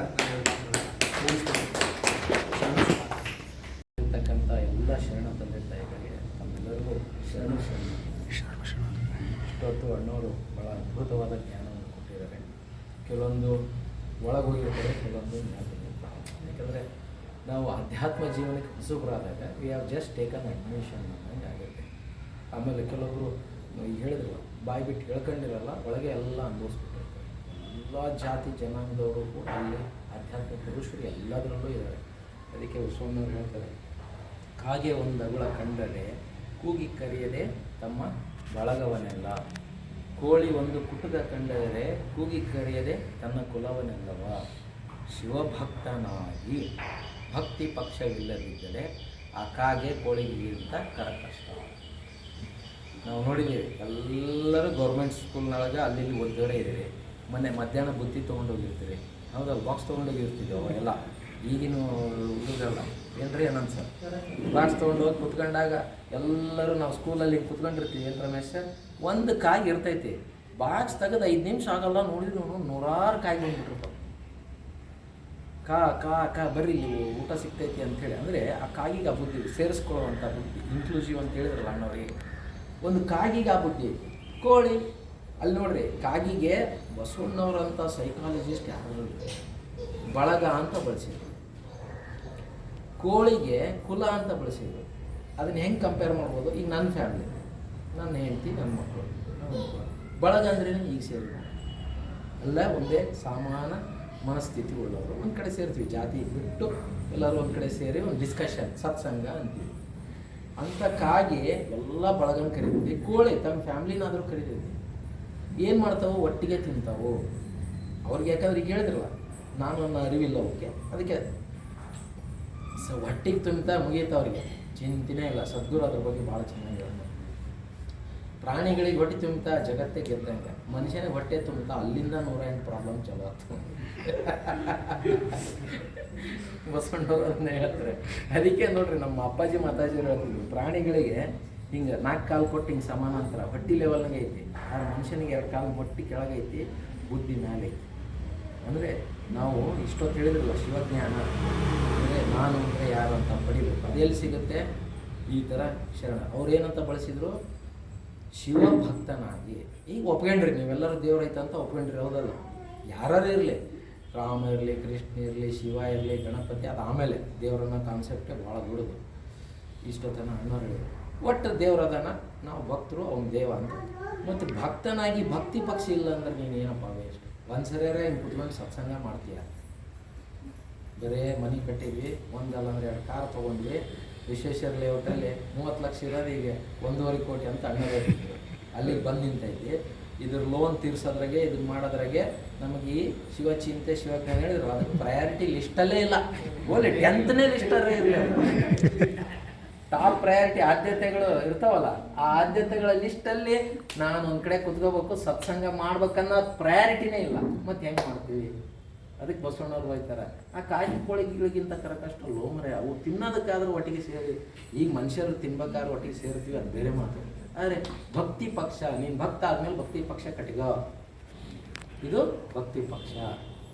ಎಲ್ಲರೂ ಒಂದು ಕಡೆ ಸೇರಿ ನಮಗೆ ಗೊತ್ತಿರೋದು ನೀವು ಹೇಳೋದು, ನಿಮ್ಗೆ ಗೊತ್ತಿರೋದು ನಾವು ಹೇಳೋದು, ಒಬ್ರಿಗೊಬ್ರು ಕೇಳಿ ತಿಳ್ಕೊಳ್ಳೋದು. ಈ ಭಕ್ತಿ ಪಕ್ಷ ಇಲ್ಲ ಅಂದರೆ ಇವರೇ ವೇಸ್ಟ್ ಬಾಡಿ ಅಂತ ಬೈತಿದ್ದಾರೆ. ಈಗ ರಾಮಕೃಷ್ಣ ಆಶ್ರಮದಲ್ಲಿ ಮಾಡ್ಬೋದು, ನಮ್ಮ ಬಸವ ಮಂಟಪಗಳಲ್ಲಿ ಮಾಡ್ಬೋದು, ಸಾಯಿಬಾಬಾ ಮಂದಿರದಲ್ಲಿ ಮಾಡ್ಬೋದು. ಆದರೆ ನಾವೇನು ಮಾಡ್ತೀವಿ? ದೇವಸ್ಥಾನಕ್ಕೆ ಹೋಗೋದು ತಪ್ಪಲ್ಲ, ಹೋದಾಗ ಅಲ್ಲಿ ಏನು ಜ್ಞಾನ ಪಡ್ಕೊಂಡ್ಬಂದ್ವಿ. ಅಭಿಷೇಕ ಮಾಡಿಸ್ತೀವಿ, ಮಂಗಳಾರತಿ ಮಾಡಿಸ್ತೀವಿ, ಅರ್ಚನೆ ಮಾಡಿಸ್ತೀವಿ, ಒಳ್ಳೇದಾಯಿತು ಅಂದ್ಕೊಂಡು ಬರ್ತೀವಿ. ಯಾವಾಗಲೂ ನನಗೆ ಒಳ್ಳೇದಾಗಲಿ ಅನ್ನೋ ಬೇಡಿಕೆ ಬಿಟ್ಟರೆ ಬೇರೆ ಏನಾದರೂ ಬೇಡಿಕೆ ಇದೆಯಾ? ನಂದಾಗಲಿ, ನಿಮ್ದಾಗಲಿ, ಯಾರ್ದಾರ ಆಗಲಿ. ನಾನು ಮತ್ತು ಸ್ಪೆಷಲ್ ಅಂತಲ್ಲ, ನನಗೆ ಈಗ ಲೋನ್ ತೀರ್ಬೇಕು, ಮನೆ ಆಗಬೇಕು, ಮಕ್ಕಳಿಗೆ ಒಳ್ಳೇದಾಗಬೇಕು, ಓನ್ಲಿ ಈ ಫ್ಯಾಮಿಲಿ ಸರೌಂಡಿಂಗ್ಸ್ ಬೇಡಿಕೆಗಳೇ ಇರ್ತವೆ, ಹೌದಲ್ಲ? ಯಾವತ್ತಾರು ನೀನೇ ಬಾರಪ್ಪ ದೇವರೇ, ನಮಗೆ ಆತ್ಮ ಜಾಗೃತಿ ಮಾಡಿಕೊಡುವಂತೆ ಅಂದರ ಕೇಳಿಲ್ಲ ನಾವು. ಈ ಎಲ್ಲ ಆಸ್ತಿ ಅಂತಸ್ತು ಇವು ಹೆಂಗೆ ಅಂದರೆ ಶೂನ್ಯ ಇದ್ದಂಗೆಲ್ಲ. ಕಾರ್ ಅನ್ನೋದು ಒಂದು 0, ಈ ಮನೆ ಅನ್ನೋದು ಒಂದು 0, ಈ ಬಟ್ಟೆ ಬಂಗಾರ ಅನ್ನೋದು ಒಂದು 0, ಎಲ್ಲಕ್ಕೂ 0. 10, 20 0 ಬೇಡ, 100 0 ಇಡ್ರಿ, ಅದಕ್ಕೇನಾದ್ರು ಬೆಲೆ ಬಂತ. ಆ 0ಗಳ ಹಿಂದೆ 1 ಇಟ್ಟರೆ ಏನಾಗ್ಬಿಡುತ್ತೆ? ಸಡನ್ನಾಗಿ 5 0 ಇದ್ದರೆ 1 ಇಟ್ಟರೆ ಏನಾಗುತ್ತದೆ? ಹೌದಲ್ಲ? 1 ಲಕ್ಷ ಆಗುತ್ತೆ, ಇನ್ನೊಂದು 0 ಅದಕ್ಕೆ ನೀನು ಭೌತಿಕವಾಗಿ ನಾವು ಏನಾದರೂ ಮಾಡೋಣ, ಆದರೆ ಪರಮಾತ್ಮನ ನೆಲೆಗಟ್ಟನ್ನು ಅರಿತು ಮಾಡ್ಕೊಂಡಾಗ ಅದಕ್ಕೊಂದು ಸಾರ್ಥಕತೆ ಇರುತ್ತೆ. ಇಲ್ಲಾಂದರೆ ಶೂನ್ಯರಾಗಿ ಹೋಗ್ತೀವಿ. ಎಂತೆಂಥ ರಾಜರು ಮಹಾರಾಜರು ಹೋಗ್ಯಾರ ಸತ್ತು, ಯಾರ್ಯಾರು ಹೆಸರು ಗೊತ್ತಾ? ನಮಗೆ ಗೊತ್ತಿರೋದು ರಾಮ ಕೃಷ್ಣ, ಯಾಕಂದ್ರೆ ಅವ್ರು ತಮ್ಮನ್ನು ತಾವು ಅರ್ಕೊಂಡ್ರು. ಬೇರೆ ರಾಜರು ನೆನಪದಾರ, ಬಸವಣ್ಣವ್ರು ನೆನಪದಾರ, ಯಾಕಂದರೆ ಯಾರು ಗಾಂಧೀಜಿ, ಯಾಕಂದ್ರೆ ಅವರು ಮಹಾತ್ಮರೇ. ಆದರೆ ಶ್ರೀಮಂತರು ಅಂಬಾನಿ ನೆನಪಿರ್ತಾನೆ ನೆಕ್ಸ್ಟ್ 50 years 100 years ಆದಮೇಲೆ. ಧೀರುಭಾಯಿ ಅಂಬಾನಿ ಈಗಲೇ ಗೊತ್ತಿಲ್ಲ ಯಾರಿಗೂ. ಒಂದು 10 ಲಕ್ಷ ಜನಕ್ಕೆ ಎಂಪ್ಲಾಯ್ಮೆಂಟ್ ಕ್ರಿಯೇಟ್ ಮಾಡಿರ್ಬೋದು, ಸಾವಿರಾರು ಅಲ್ಲ ಲಕ್ಷಾಂತರ ಕೋಟಿ. ಆದರೆ ಈಗ ರಾಮಕೃಷ್ಣ ಎಷ್ಟು 1000 ವರ್ಷ, ಶಿವ ಇವರೆಲ್ಲರಿಗಿಂತ ದೊಡ್ಡ ಮಹಾದೇವ ಅಂತೀವಿ, ಶಿವ ಈಗ 30,000 ವರ್ಷ ಅಂತ ಹೇಳ್ತಾರೆ ಸದ್ಗುರು, ಯಾರಿಗೂ ಗೊತ್ತಿಲ್ಲ. ಮತ್ತು ಅವ್ರು ನೆನ್ಪಿಟ್ಟು ಬೇರೆ ಯಾರನ್ನಾದರೂ ರಾಜ ಮಹಾರಾಜನ್ನ ನೆನ್ಪಿಟ್ಟೀಗ ಪೂಜೆ. ಮತ್ತು ಇನ್ನು ನಮ್ಮ ಕತೆ ದೇವರೇ ಮುಗಿದಾಯ್ತು. ಬರ್ರಪ್ಪ ಒಂದು ಸ್ವಲ್ಪ ಕುತ್ಕೊಳ್ರಿ, ಸತ್ಸಂಗ ಮಾಡೋಣ ಅಂದ್ರೆ ಮನಸ್ಸು ಕೇಳೋದಿಲ್ಲ. ಅವು ನೀರಿಂದ ಹೊರಗೆ ತೆಗಿತೀವಲ್ಲ, ಒದ್ದಾಡ್ತೈತಲ್ಲ ಅಂದ್ರೆ ಇವ್ರೇನಪ್ಪ ಚಂದ್ರಮೂಳಿ ಕಲಿಸ್ಬಿಟ್ಟಾರ, ಹಕ್ಕೇನು ಕೊಯ್ಯಕತ್ಬಿಟ್ಟಾರ, ಎದ್ದು ಹೋಗ್ಬೇಕು ಅನ್ನೋದು ಕೆಲವೊಂದು ಮನಸ್ಸು. ಕೆಲವು ಸ್ಥೀಮಿತರ ಮನಸ್ಸು. ಈ ಗಂಡವ್ರು ಹೇಳಿದ್ರು, ಇಲ್ಲ ತಿಳ್ಕೊಳ್ಳೋಣ, ಯಾವಾಗಲೂ ನಾವು ಎಂಜಾಯ್ ಮಾಡ್ತೀವಿ, ಮಾಲ್ಗೆ ಹೋಗ್ತೀವಿ, ಎಲ್ಲ ಮಾಡ್ತೀವಿ, ಅಟ್ಲೀಸ್ಟ್ ಒಂದು ಸ್ವಲ್ಪ ತಿಳ್ಕೊಂಡ ಮೇಲೆ ಇಂಪ್ಲಿಮೆಂಟ್ ಮಾಡೋಣ. ಅಂತರಂಗದಲ್ಲಿ ಅರಿವಾದಡೇನು ಬಾಹ್ಯದಲ್ಲಿ ಕ್ರಿಯೆವಿಲ್ಲದನ್ನು. ಅಂದರೆ ಈಗ ಅರಿವಿಗೆ ಬಂತು. ಈಗ ಅಣ್ಣವ್ರ ಪಾಪ ಎಷ್ಟು ಜನಕ್ಕೆ ಫೋನ್ ಮಾಡಿದ್ರು, ಬರ್ರಿ ಇಲ್ಲಿ ಮಾಡೋಣ ಎಲ್ಲರೂ ಒಟ್ಟಿಗೆ. ಇವತ್ತು ಬರದೇ ಇರೋದು ತಪ್ಪಂತಲ್ಲ, ಅಡ್ವಾನ್ಸ್ ಆಗಿ ಹೇಳಿದರೆ ಒಂದು ವಾರ 15 ದಿವಸ, ನೆಕ್ಸ್ಟ್ ಇಯರ್ ಮಾಡೋಣ. ಇದೊಂದು ಸಿಂಬಲಿಸಮ್ ಅಷ್ಟೇ. ಇಬ್ಬರೇ ಜನ ಕುತ್ಕೊಂಡು ಮಾಡ್ರಿ ಅಂತ ಹೇಳಿದ್ದಾರೆ ಶರಣರ ಸಂಘ. ಬಸವಣ್ಣವರು ನೀವು ಇಬ್ಬರೇ ಇರ್ರಿ, ಆದರೆ ಶರಣರ ಸಂಘ ಮಾಡಿರಿ. ಏನಂದರೆ ಶರಣರು ಅಂದರೆ ಏನು, ಅಲ್ಲಿ ಮನೆ ಆಸ್ತಿ ಅಂತಸ್ತಿನ ಬಗ್ಗೆ ಡಿಸ್ಕಷನ್ಸ್ ಇರಲ್ಲ.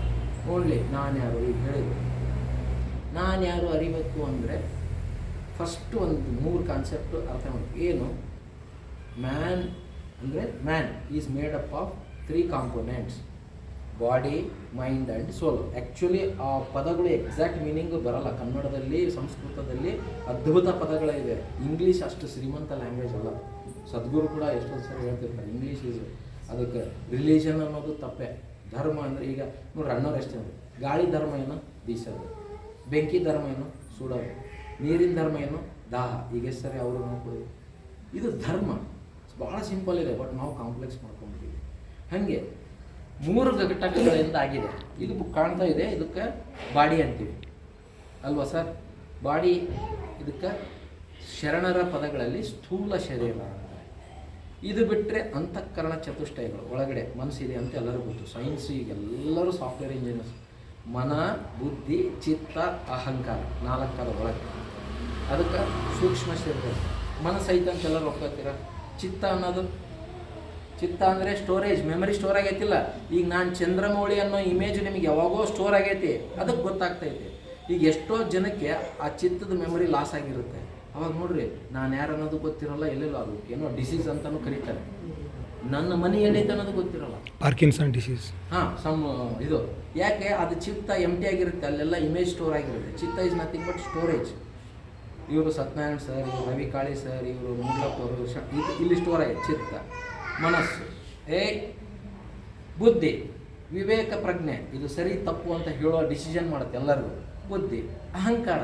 ಅಹಂಕಾರ ಅಂದರೆ ನಾನು ಚಂದ್ರಮೌಳಿ, ಅದ್ರ ಬಗ್ಗೆ ಹೇಳ್ತಾ ಇಲ್ಲ. ಅಹಂಕಾರ ದುರಹಂಕಾರದಿಂದ ಮಾತಾಡೋದು ಅದಲ್ಲ. ಐಡೆಂಟಿಟಿ, ಐ ಆಮ್ ಚಂದ್ರ. ಈಗ ಹೇಳಿದ್ರಲ್ಲ, ಆ ಐಡೆಂಟಿಟಿ ಬಿಟ್ರೆ ನಾವು ಆ್ಯಕ್ಚುಲಿ ಇದಾಗ್ತೀವಿ. ಐ ಆಮ್ ಚಂದ್ರಮೌಳಿ, ನನಗೊಬ್ಬರು ಹೆಂಡತಿ ಇದ್ದಾರೆ, ಮಕ್ಕಳಿದ್ದಾರೆ, ನನ್ನ ಸ್ನೇಹಿತರಿದ್ದಾರೆ. ಈ ಐಡೆಂಟಿಟಿಗೆ ಅಹಂಕಾರ. ಇವು 4 ಸೇರಿ ಏನಾಗುತ್ತೆ ಸೂಕ್ಷ್ಮ ಶರೀರ. ಒಳಗಿರೋ ಚೈತನ್ಯ ಇಷ್ಟೊತ್ತು ಮಾತಾಡಿದ್ರೆ ಅದಕ್ಕೆ ಕಾರಣ ಶರೀರ. 3 ಘಟಕ ಕಾರಣ ಶರೀರ. ಅದಕ್ಕೂ ಹಸಿವಿದೆ, ಆದರೆ ಅದಕ್ಕೆ ಹಸಿವು. ಈಗ ಮನಸ್ಸಿಗೆ, ಈಗ ನಾವು ಕ್ರಿಕೆಟ್ ನೋಡ್ತೀವಿ ಅಲ್ರಿ, ಆಯಿತು ಹೆಣ್ಮಕ್ಳು ಸೀರಿಯಲ್ ನೋಡ್ತೀವಿ. ಮನಸ್ಸಿಗೆ ಯಾಕೆ ಬೇಕು? ಎಂಟರ್ಟೈನ್ಮೆಂಟ್, ಮನೋರಂಜನೆ. ದೇಹಕ್ಕೆ ರೊಟ್ಟಿ ಕಾಯಿಪಲ್ಯ ಊಟ. ಮನಸ್ಸಿನ ಊಟ ಏನು? ರಂಜನೆ. ಕೆಲವೊಬ್ಬರಿಗೆ ಸತ್ಯನಾರಾಯಣ ಜಪ ಮಾಡಿದರೆ ಮನೋರಂಜನೆ, ಕೆಲವೊಬ್ಬರಿಗೆ ಸೀರಿಯಲ್ ನೋಡಿದರೆ ಮನೋರಂಜನೆ, ಕೆಲವೊಬ್ಬರಿಗೆ IPL ನೋಡಿದರೆ ಮನೋರಂಜನೆ, ಕೆಲವೊಬ್ಬರಿಗೆ ಹಿಂಗೆ ಕುತ್ಕೊಂಡು ಡಿಸ್ಕಷನ್ ಮಾಡಿದರೆ ಮನೋರಂಜನೆ. ಮನಸ್ಸಿನ ಆಹಾರ ವಿಷಯಗಳು. ಕಣ್ಣಿನ ಮುಖಾಂತರ ಮನಸ್ಸು ನೋಡ್ತೈತಿ, ಆಗಲೇ ಕಿವಿಯ ಮುಖಾಂತರ ಕೇಳ್ತೈತಿ, ನಾಲಿಗೆ ಮುಖಾಂತರ ರುಚಿ ನೋಡ್ತೈತಿ, ಹೌದಲ್ಲ? ಮತ್ತು ತ್ವಚೆ, ಇದು ಟಚ್ ಮಾಡಿ ಸ್ಪರ್ಶವನ್ನು ಬಿಡ್ತೈತಿ. ಮನಸ್ಸಿನ ಆಹಾರಗಳು. ಬಟ್ ಯಾವ ಆಹಾರ ನಾವು ಕೊಡ್ತಾ ಇದ್ದೀವಿ ಅಲ್ಲಿ 99% ಫೇಲ್ ಆಗೋದು ಪಾಸ್ ಆಗೋದು. ಆ್ಯಕ್ಚುಲಿ ಮನಸ್ಸಿಗೆ ಮತ್ತು ಒಳಗಿರೋ ಆತ್ಮ ಚೈತನ್ಯಕ್ಕೆ ನಿಜವಾದ ಆಹಾರ. ಆ ಆತ್ಮಕ್ಕೂ ಹಸಿವಿದೆ, ಯಾರು ನಮಗೆ ಗೊತ್ತಾಗ್ತಾಯಿಲ್ಲ. ಯಾಕೆ ಗೊತ್ತಾಗ್ತಾ ಇಲ್ಲ?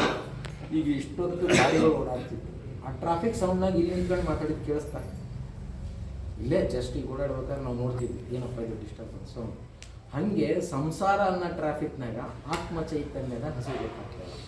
ಬೆಳಿಗ್ಗೆ ಎದ್ದರೆ ಸಾಕು, ನಾನು ಆಫೀಸ್ಗೆ ಹೋಗ್ಬೇಕು, ಇಷ್ಟು ಡ್ಯೂಟಿ ಮಾಡಬೇಕು, ಅದು ಸ್ವಂತ ಬಿಸ್ನೆಸ್ನಾಗ ಇರಲಿ, we are occupied with so many things.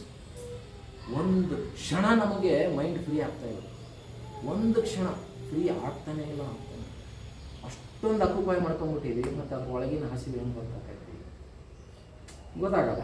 ಕೂತ್ಕೊಂಡು ಈಗ ಅಣ್ಣವ್ರು ಹೇಳಿದ್ರು ಧ್ಯಾನ ಮಾಡ್ಬೋದು, ಇಷ್ಟಲಿಂಗ ಪೂಜೆನೇ ಮಾಡಬೇಕು ಅಂತಲ್ಲ, ಬಂದರೆ ಒಳ್ಳೆಯದು. ಯಾರಿಗೆ ಎಲ್ಲರೂ ಸಾಕಷ್ಟು ಗುರುಗಳು ಇರ್ಬೋದು, ಎಲ್ಲ ಧ್ಯಾನ ಮಾಡಿರಿ ಅಂತ. ಯೋಗ ಪ್ರಾಣಾಯಾಮ ಮಾಡೋದು ಫಿಸಿಕಲ್ ಆಯಿತು, ಬಟ್ ಧ್ಯಾನ ಮಾಡೋದು ಮನಸ್ಸಿಗಿದೆ. ಹಾಗೆ ಆ ಸ್ಥೂಲ ಶರೀರ, ಕಾರಣ ಶರೀರ ಮತ್ತು ಸೂಕ್ಷ್ಮ ಶರೀರಗಳನ್ನು ಅರ್ಥಕೊಂಡಾಗ ನಾನು ಅನ್ನೋ ಅಹಂಕಾರ, ಐಡೆಂಟಿಟಿ ಕಡಿಮೆ ಆಗ್ತಾ. ಅದಕ್ಕೆ ಹೇಳೋದು, ಈಗಾಗಲೇ ಹೇಳಿದ್ರು ಶಿವಜ್ಞಾನ. ಹಾಗೆ ನಾವು ಶರಣರ ಸಂಘವೇ ಮೊದಲು. ತಿಂಗಳಿಗೆ ಒಂದು ಸರಿಯಾರ ಸೇರ್ಬೋದು, 2 ತಿಂಗಳಿಗೆ ಒಂದು ಸರಿಯಾರ ಇಂಟ್ರೆಸ್ಟ್ ಜನ್ರೇಟ್ ಆದರೆ ಸೇರಿಕೊಂಡು. ನೀವು ತಿಳ್ಕೊಂಡಿರ್ತೀರಿ, ಅಪ್ಪವ್ರು ಯಾವುದೋ ಒಂದು ಗಾಯತ್ರಿ ಮಂತ್ರ ತಿಳ್ಕೊಂಡಿರ್ತಾರೆ, ಇನ್ನೊಬ್ರು ಅದ್ರದ್ದು ಒಂದು ಅರ್ಥ ಬಿಡಿಸ್ಕೊಂಡು ಹೋಗೋದು. ಓಂ ಭೂರ್ಭುವಸ್ವಃ ತತ್ಸವಿತುರ್ವರೆಣ್ಯಂ ಭರ್ಗೋ ದೇವಸ್ಯ ಧೀಮಹಿ ಧಿಯೋ ಯೋ ನಃ ಪ್ರಚೋದಯಾತ್. ಏನು ಹೇಳ್ತಾ ಇರೋದು? ಕತ್ತಲಿನಿಂದ ಬೆಳಕಿನಿಂದ ನನ್ನನ್ನು ಆ ಒಂದು ಕತ್ತಲು, ಸಂಸಾರ ಅನ್ನೋ ಕತ್ತಲಿನಿಂದ ಶಿವಜ್ಞಾನ ಅನ್ನೋ ಬೆಳಕಿನಿಗೆ ಹೋಗೋಕ್ಕೆ ಪ್ರಚೋದಿಸು. ಒಳಗಡೆ ನನಗೆ ಪ್ರವೋಕ್ ಮಾಡುವಂಥ ಪರಮಾತ್ಮನನ್ನೇ ಕೇಳು. Please provoke me. ಯಾವಾಗಲೂ ನನಗೆ ಸುತ್ತಾಡೋದ್ರ ಬಗ್ಗೆ ಅದ್ರ ಬೇಡ. ನಾನು ಒಂದು ಶಿವಜ್ಞಾನ, ಶರಣರ ಜ್ಞಾನ ತೊಗೊಳಕ್ಕೆ ನನಗೆ ಪ್ರವೋಕ್ ಮಾಡು ಅಂತೇಳಿ ದೇವ್ರನ್ನೇ ಕೇಳೋದು. Please provoke me. ಯಾವಾಗಲೂ ಇದ್ದೇ ಇರುತ್ತೆ ಲೇಔಟ್ ಮೀಟಿಂಗ್ಗಳು, ಅವು ಇವು ಎಲ್ಲ. ಫಸ್ಟ್ 1 ಅವರ್ ಕೂತ್ಕೊಳ್ಳೋಕ್ಕಾಗಲ್ಲ, ಹಾಫ್ ಆನ್ ಅವರ್ ಕೊಡ್ಬೋದು, 10 ಮಿನಿಟ್ಸ್ ಕೊಡ್ಬೋದು. ನಿಮ್ಮ ಮನೆಗೆ ಧ್ಯಾನ ಮಾಡಿರಿ. ಇಷ್ಟ ಲಿಂಗ ದೀಕ್ಷೆ ತೊಗೊಂಡಿಲ್ಲ ಅಂತ ತೊಗೊಳ್ರಿ, ಯಾವ ಜಾತಿಯಾರೋ ತೊಗೋಬೋದು. ಅದ್ರದ್ದು ಏನು ಪ್ರಾಫಿಟ್ ಅಂತ ಈಗ ಹೇಳೋಕ್ಕಾಗಲ್ಲ, ಭಾಳ ಲಾಂಗ್ ಸ್ಟೋರಿ ಐತೆ. ಯಾಕಂದರೆ ಈಗ ಒಂದೇ ದಿವಸ ಹೆವಿ ಆಯ್ತು ಅಂದ್ರೆ ಮನಸ್ಸಿಗೆ ತೊಗೊಳಕ್ಕೆ. ಈವನ್ ಕಾಲೇಜಲ್ಲೂ ಬರೀ 45 ಮಿನಿಟ್ಸ್ ಮಾಡಿರ್ತಾರೆ ಒಂದು ಪೀರಿಯಡ್, ಆಮೇಲೆ 5-10 ಮಿನಿಟ್ಸ್ ಗ್ಯಾಪ್ ಕೊಟ್ಟಿರ್ತಾರೆ. ಯಾಕಂದರೆ ಈ ಮನಸ್ಸಿಗೆ ಅಷ್ಟು ಕೆಪಾಸಿಟಿ ಇಲ್ಲ ಒಂದೇ ದಿವಸ ಎಲ್ಲವೂ ತೊಗೊಳೋದು. ಆಮೇಲೆ ನಿದ್ದೆ ಬರುತ್ತೆ. ಅದಕ್ಕೆ ಒಬ್ಬರು ಶರಣರು, ಅದೇ ಶರಣರು ಅಂತ ಭಾಳ ಚಂದ ವಚನೆ ಹೇಳ್ತಾರೆ, ಅದನ್ನ ಮುಗಿಸ್ಬಿಡೋಣ ಸಾಕು. ಸಕಲೇಂದ್ರಿಯಗಳಲ್ಲಿ, ಇಂದ್ರಿಯ ಅಂತೂ ಎಲ್ಲರಿಗೂ ಗೊತ್ತಲ್ಲ, 5 ಎಲಿಮೆಂಟ್ಸ್: ಕಣ್ಣು, ಮೂಗು, ಬಾಯಿ, ತ್ವಚೆ. ಸಕಲೇಂದ್ರಿಯಗಳಲ್ಲಿ ವಿಕಾರಿಸುವ ಮನವ, ಅಂದರೆ ಈ ಮನಸ್ಸು ಅದರ ಮುಖಾಂತರ ಹೋಗಿ ವಿಕಾರಿಸುವ ಮನವ ಸೆಳೆದು ನಿಂದಾತ. ಹಿಂಗೆ ಅದ್ರ ಕಡೆ ಹೋಗದೆ ಸೆಳೆದು ನಿಂದಾತನೇ ಸುಖಿ. ಸುಖಿ ಯಾರು, ದುಃಖಿ ಯಾರು ಅಂತ ಒಂದು 2 ಲೈನಲ್ಲಿ ಹೇಳ್ತಾರೆ ಆ ಶರಣರು. ಆ ಶರಣರು ಮಹಾರಾಜರಾಗಿದ್ದರು, ಸೌರಾಷ್ಟ್ರ ಇವತ್ತಿನ ಗುಜರಾತ್. ಆಗಲೇ ಮರುಳಶಂಕರ ದೇವರು ಅಂತ ಹೇಳಿರಲ್ಲ, ಕಾಶ್ಮೀರದ ಮಹಾರಾಜ ಬಿಟ್ಟು ಬಂದು ಇಲ್ಲಿ ಕಟ್ಟಿಗೆ ಒಳಗೆ ಕೆಲಸ ಮಾಡಿರ್ತಾರೆ. ಅದು ಸ್ಟೋರಿ ಇನ್ನೂ ಇಂಟ್ರೆಸ್ಟಿಂಗ್ ಇದೆ. ನಮಗೆ ಯಾರಿಗೂ ರೋಮ್ ಕ್ರಾಂತಿ ಗೊತ್ತು, ಎಲ್ಲ ಗೊತ್ತು. ನಮ್ಮ ನೆಲದಲ್ಲಿ, ಕನ್ನಡದ ನೆಲದಲ್ಲಿ ನಡೆದಿರ್ತಕ್ಕಂಥ ಬಸವ ಕ್ರಾಂತಿ, ಕಲ್ಯಾಣ ಕ್ರಾಂತಿ ಬಗ್ಗೆ ಗೊತ್ತಿಲ್ಲ ಅಂತ ನಮಗೆ ಅನ್ಫಾರ್ಚುನೇಟ್ ಅನಿಸ್ತೈತೆ ಅನಿಸ್ತದೆ. ಬಟ್ ಈಗ ಎಲ್ಲರೂ ತಿಳ್ಕೊತಾರೆ ಎಂಥ ಕ್ರಾಂತಿ, ಅದ್ಭುತ ಕ್ರಾಂತಿ, ಆರ್ಥಿಕ ಕ್ರಾಂತಿ, ವೈಚಾರಿಕ ಕ್ರಾಂತಿ, ಎಲ್ಲ ಕ್ರಾಂತಿ ಆಯಿತು. ತಿಳ್ಕೊತ ಹೋದಾಗ ಗೊತ್ತಾಗ. ಅದಕ್ಕೆ ಅವ್ರು ಹೇಳ್ತಾರೆ, ಪಂಚೇಂದ್ರಿಯಗಳಿಚ್ಛೆಗೆ ಕೀಳು ಮನಗೊಂಡು ಸುಳಿವಾತನೇ ಬೇಕು. I am not ready to listen boss, ನನಗೆ ಬೇಕಾಗಿಲ್ಲ. ಈಗ ಭಾಳ ಜನ ಹೇಳ್ತಿರ್ತಾರೆ, ಅಯ್ಯೋ ನನಗೆ ಕಾನ್ಸಂಟ್ರೇಷನ್ ಬರೋಲ್ಲ ರೀ ಅನ್ನೋರು. I can't sit and listen all these things. ಯಾಕಂದ್ರೆ ಸಿನಿಮಾಗೆ ಕರ್ಕೊಂಡವ್ರಿಗೆ ಬರ್ತೀವಿ, ಇಂಥವೆಲ್ಲ ಹೇಳ್ತಾರೆ. ಏಕೆಂದರೆ ಅದು ಅಲ್ಲಿ ಬಯಸ್ತಾ ಇದೆ ಮನಸ್ಸು ಸುಖವನ್ನು. ಪಂಚೇಂದ್ರಿಯಗಳಿಚ್ಛೆಗೆ ಕೀಳು ಮನಗೊಂಡು ಸುಳಿವಾತನೇ ದುಃಖಿ. ಮನವು ಅಂತರ್ಮುಖವಾಗಲು ಇಷ್ಟೊತ್ತು ಬರೆಯೋದೇ ಮಾತಾಡೋದು, ಒಳಗೆ ನೋಡ್ಕೊಳ್ಳೋದು. ಅಲ್ಲಿ ಹೋಗಿ ಕಾಶಿಲ್ಲ ಹೋಗಬಾರ್ದು ಅನ್ನೋದು ತಪ್ಪಲ್ಲ. ಅಲ್ಲಿ ಹೋದಾಗ ನಮ್ಗೆ ಎಲ್ಲಿ ಅಂತರ್ಮುಖ ಆಗುತ್ತೆ? ನೀವು ಪೂಜೆ ಮಾಡಿಸ್ತಾ ಇರ್ತೀವಿ, ಆರತಿ ಮಾಡ್ತಿರ್ತೀವಿ, ಅಂತರ್ಮುಖ ಎಲ್ಲಾಗುತ್ತೆ? ಭಕ್ತಿ ಇರುತ್ತೆ, ದೇವರು ಅನ್ನೋ ಭಕ್ತಿ ಇರುತ್ತೆ. ಬಟ್ ಅಂತರ್ಮುಖಿಗಳು ಆಗದೆ ನಾವು ಶಿವಸ್ವರೂಪ ಅಂತ ಅರ್ಥ ಮಾಡೋಕ್ಕೆ ಆಗಿಲ್ಲ. ಅದಕ್ಕೆ ಅಂತರ್ಮುಖವಾಗಲು ಅವಿರಳ ಜ್ಞಾನಿ, ಅವನೇ ಶಿವಸ್ವರೂಪಿ, ಅವನೇ ಅವಿರಳ. ಮನವು ಬಹಿರ್ಮುಖವಾಗಲು ಮಾಯಾ ಪ್ರಪಂಚ, ಇದೊಂದು ಮಾಯಾ ಪ್ರಪಂಚಗಳು ಬೆಳ್ಕೊಂಡು ಹೋಗ್ಬಿಡ್ತೈತಿ. ಹಿಂಗೆ ಟಕ್ ಅಂತ ಸೆಕೆಂಡ್, ಫ್ರ್ಯಾಕ್ಷನ್ ಆಫ್ ಸೆಕೆಂಡ್, ಅಯ್ಯೋ ಮನೆಯಾಗ ಏನೋ ಬಿಟ್ಟು ಬಂದೀನಿ ಅನ್ನೋದು ನೆನಪಾಗ್ಬೋದು, ಮತ್ತೊಂದು ಆಗ್ಬೋದು. ಇವತ್ತು ಇಲ್ಲಿ ಯಾರ್ದಾರು ಫಂಕ್ಷನ್, ಯಾರಿಗೋ ಬರ್ತೀವಿ ಅಂತ ಹೇಳಿದರೆ ಅಯ್ಯೋ ಇಲ್ಲಿ ಲೇಟ್ ಆಗ್ತದೆ. ಹಾಗೆ ಮನಸ್ಸು it is so much thing. ಮನವು ಬಹಿರ್ಮುಖವಾಗಲು ಮಾಯಾ ಪ್ರಪಂಚ.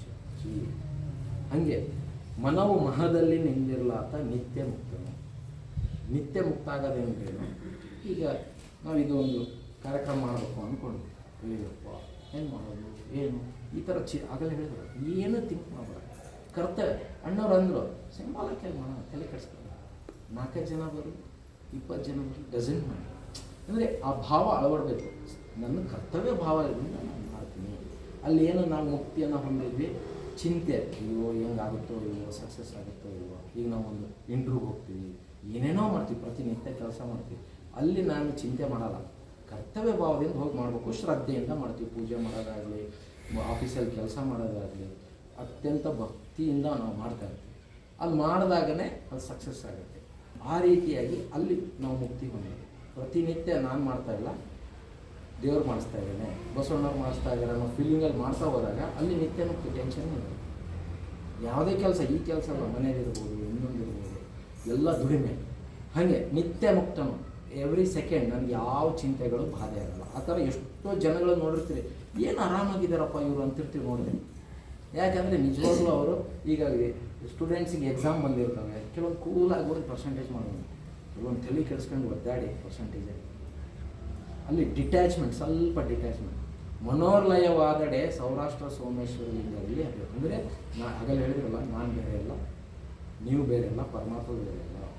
We are all connected with oxygen. ನೀವು ಉಸಿರಾಡೋ ಗಾಳಿಗೆ ನಾನೇ ಉಸಿರಾಡ್ತಾ ಇದ್ದೀನಿ. ಆತ್ಮ ಚೈತನ್ಯ ಹಿಂಗೆ ಕನೆಕ್ಟ್ ಆಗಿದೆ. ಈ ಪ್ರತಿ ಕ್ಷಣದಲ್ಲೂ 780 ಕೋಟಿ ಏನೋ ಇದ್ದೀವಿ, 800 ಕೋಟಿ ಇದೆಯಲ್ಲ, we are all connected with ಆತ್ಮ ಚೈತನ್ಯ. ಅದನ್ನು ನನಗೆ ಹೇಳಿದ್ರು, ವಿ ಆರ್ ಆಲ್. ಆ ಭೇದ ನಮಗೆ ಬರಲ್ಲ. ಎಲ್ಲರನ್ನೂ ಪ್ರೀತಿ, ಕರ್ತವ್ಯ ಭಾವದಿಂದ ಒಂದು ಮನೆ ನಡೆಸ್ತಿರ್ತೀವಿ, ಕರ್ತವ್ಯ ಭಾವದಿಂದ ಎಲ್ಲ ಮಾಡ್ತೀವಿ. ಈ ರೀತಿಯಾಗಿ ನಾವೆಲ್ಲ ಜೀವನ ಮಾಡಬೇಕು. ಸ್ವಲ್ಪ ಸ್ವಲ್ಪ ತಿಳ್ಕೊಂತ ಹೋಗ್ಬೇಕು. ಒಂದೇ ದಿವಸ ಆಗಲ್ಲ, 1 ವರ್ಷ ಆಗ್ಬೋದು, 10 ವರ್ಷ. ನಮ್ಮಲ್ಲಿ ಎಷ್ಟೋ ಜನ 70 ವರ್ಷಕ್ಕೆ ಬಂದು, 70-75 ವರ್ಷಕ್ಕೆ ಬಂದು ಲಿಂಗ ದೀಕ್ಷೆ ತೊಗೊಂಡ್ರೆ ಇಲ್ಲ, ನಾನು ಸ್ವಲ್ಪ ಆದರೂ ನಾವು ಮಾಡಬೇಕು. ಕೆಲವರು ಮಕ್ಕಳಿದ್ದಾಗೆ ದೀಕ್ಷೆ ತೊಗೊಂಡಿರ್ತಾರೆ, ಯಾವ್ದಾದ್ರೂ ಇರಲಿ. ಹಾಗೆ ಲಿಂಗಾಯತರಲ್ಲಿ ಮಾತ್ರ ಹೆಣ್ಮಕ್ಳಿಗೂ ದೀಕ್ಷೆ ಐತೆ, ಬ್ರಾಹ್ಮಣರಲ್ಲಿ ಐತೆ ಅಂದರೆ ಜನಿವಾರಕ್ಕೆ ಹಾಕಲ್ಲ. ಬಸವಣ್ಣವ್ರ ಮನೆ ಬಿಟ್ಟು ಬಂದಿದ್ದು ಅದೇ ಕಾರಣ.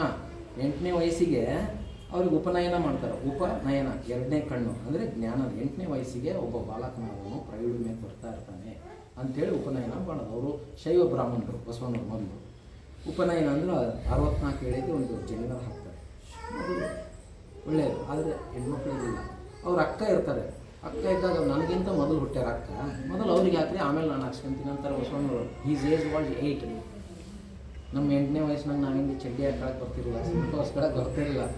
8ನೇ ವಯಸ್ಸಿಗೆ ನನಗೆ ಹಾಕೋ ಜನಿವಾರನ ಅಕ್ಕಗೂ ಹಾಕ್ರಿ ಅಂತಾರೆ. ಮೊದಲೇ ಅವರು ಈ ವಾಸ್ ಎ ಹೆಡ್. ಅವ್ರ ಅಪ್ಪ ಮಾದರಸರು ಅಲ್ಲಿ ಒಂದು ಅಗ್ರಹಾರ, ಈಗ ಏನು ಲೇಔಟ್ ಅಂತೀವಿ, ಅವ್ರ ಅಗ್ರಹಾರ ಅಂತೀವಿ. ಆ ಲೇಔಟಿನ ಮುಖ್ಯಸ್ಥ. ಹುಚ್ಚ, ನಾನು ಮುಖ್ಯಸ್ಥ, ನಾನೇ ಸಂಪ್ರದಾಯ ಬಿಟ್ಟೆ ಅಂದ್ರೆ ಆಗೋಯ್ತು, ನಮ್ಮವ್ರು ಎಲ್ಲರೂ ನನ್ನ ಹೊಡೆದು ಕಳಿಸ್ತಾರೆ. ಇಲ್ಲಪ್ಪ, ನಾನು ಹಾಕೊಳ್ಳಲ್ಲ, ಸಾಧ್ಯನೇ ಇಲ್ಲ ಅಂತ. ಹಂಗಾರೆ ನೀನು ಹಾಕೊಳ್ಳಲ್ಲ ಅಂದ್ರೆ ಮನೆಗಿರಂಗ ಬಿಡು, ನೀನು ನಾಮಕೆ ವಸ್ತಿ ಅಪ್ಪ ಅಮ್ಮ, ನನ್ನ ನಿಜವಾದ ಅಪ್ಪ ಅಮ್ಮ ದೇವರು ಅಂಥೇಳಿ 8ನೇ ವಯಸ್ಸಿಗೆ ಮನೆಯಿಂದ ಬರ್ತಾರೆ. ಸಿನಿಮಾ ಬೇಕಾದ್ರೆ ಯೂಟ್ಯೂಬ್ನಾಗ ಐತೆ ನೋಡ್ರಿ, ಕ್ರಾಂತಿಯಾಗಿ ಬಸವ. 8ನೇ ವಯಸ್ಸಿಗೆ ಮನೆ ಬಿಟ್ಟು ಬರ್ತಾರೆ. ಯಾರು ಸಲುವಾಗಿ? ಮಹಿಳೆಯರಿಗೂ ಸ್ವತಂತ್ರ ಸಿಗಲಿ ಅವ್ರಿಗೂ. ಯಾಕಂದ್ರೆ ಅಕ್ಕ ಕೊಡಲ್ಲ ಜನಿವಾರ, ನಾನೇ ಕಟ್ಟಬೇಕು. ಅಕ್ಕನ ಒಳಗೂ ಅಲ್ಲಪ್ಪ, ಶೂದ್ರ ಅಂತಾರೆ ಸಂಪ್ರದಾಯವಾದಿಗಳು. ಎಲ್ಲ ಬ್ರಾಹ್ಮಣರು ಅಲ್ಲ, ಮತ್ತು ಕೆಲವೊಂದು ಸಂಪ್ರದಾಯವಾದಿಗಳು ಹೆಣ್ಮಕ್ಳನ್ನ ಶೂದ್ರ ಅಂತಾರೆ.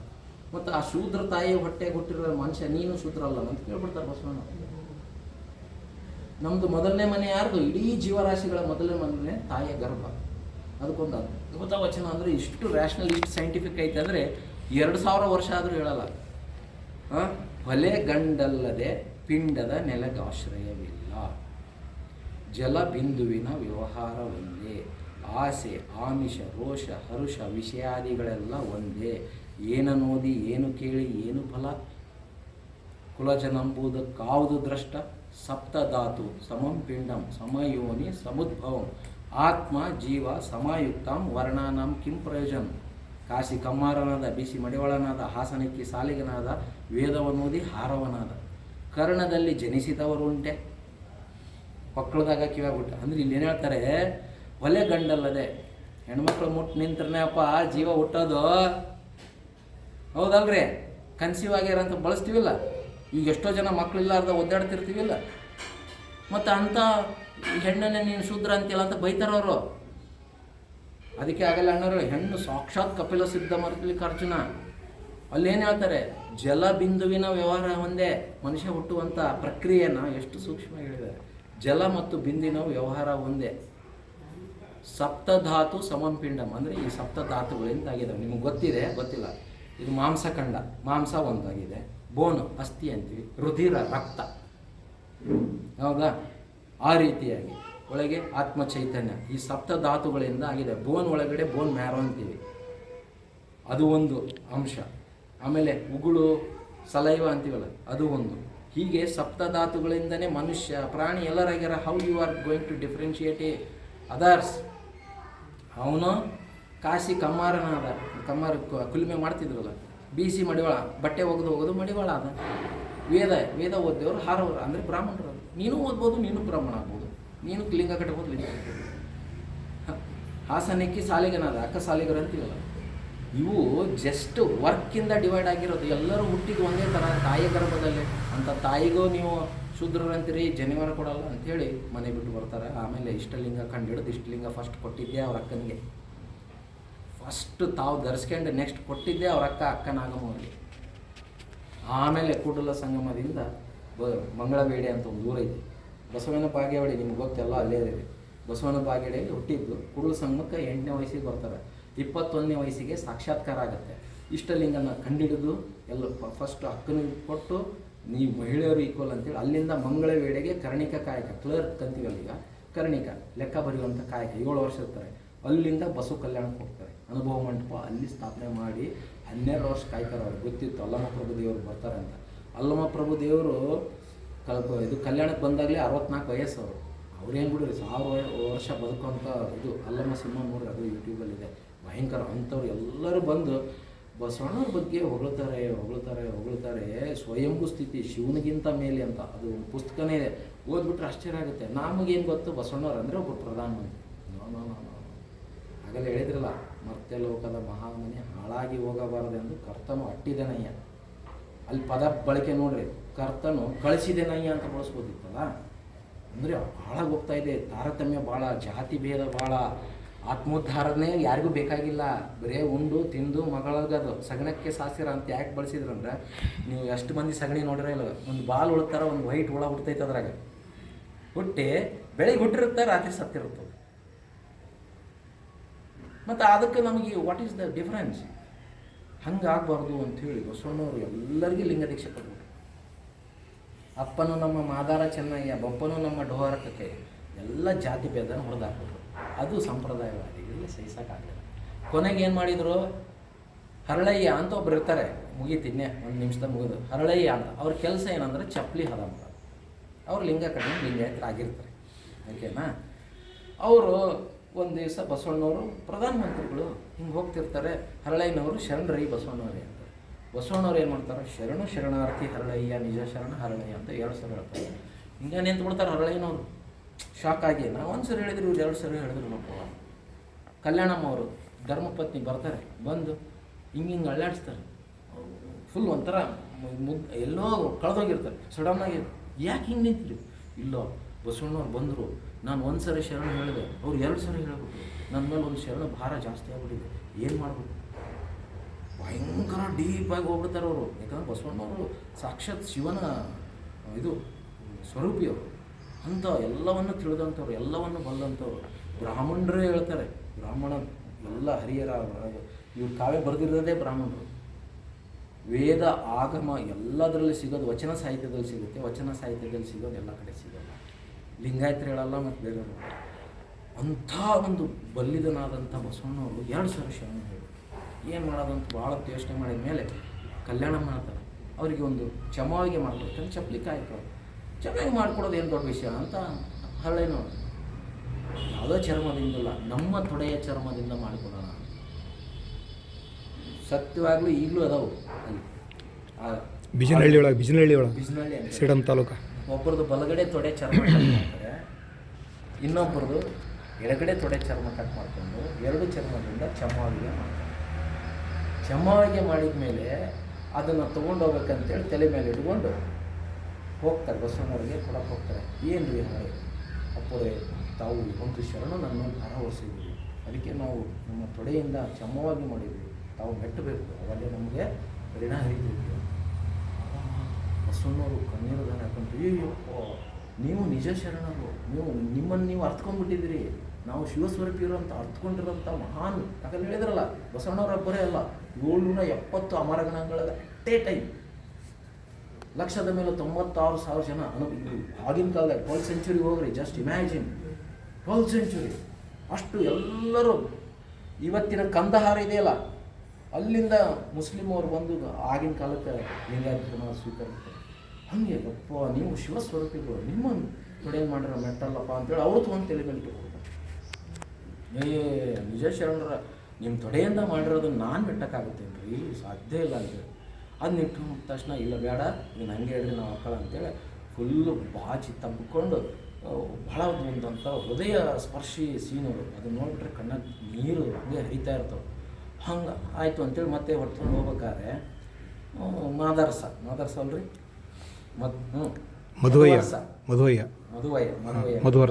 ಮಾದರ್ಸ ಬಸವಣ್ಣವ್ರ ತಂದೆ, ಇವರು ಮಧುವರಸ ಅಂತ ಇನ್ನೊಬ್ರು, ಅವರು ಬ್ರಾಹ್ಮಣರು, ಹುಟ್ಟಿನಿಂದ ಹಿಂಗೆ ಬರ್ತಾ ಇರ್ತಾರೆ. ಅವರು ಒಂದು ರಾಜ್ಯಸಭೆಯಲ್ಲಿ ಒಂದು ಪದವಿಯನ್ನು ಹೊಂದಿರ್ತಾರೆ. ಏನ್ರಿ ಹರಳೇನವ್ರೆ ತಲೆ ಮೇಲೆ ಏನೋ ಹೊತ್ಕೊಂಡು ಹೊಂಟ್ರಿರಲ್ಲ ಅಂತ.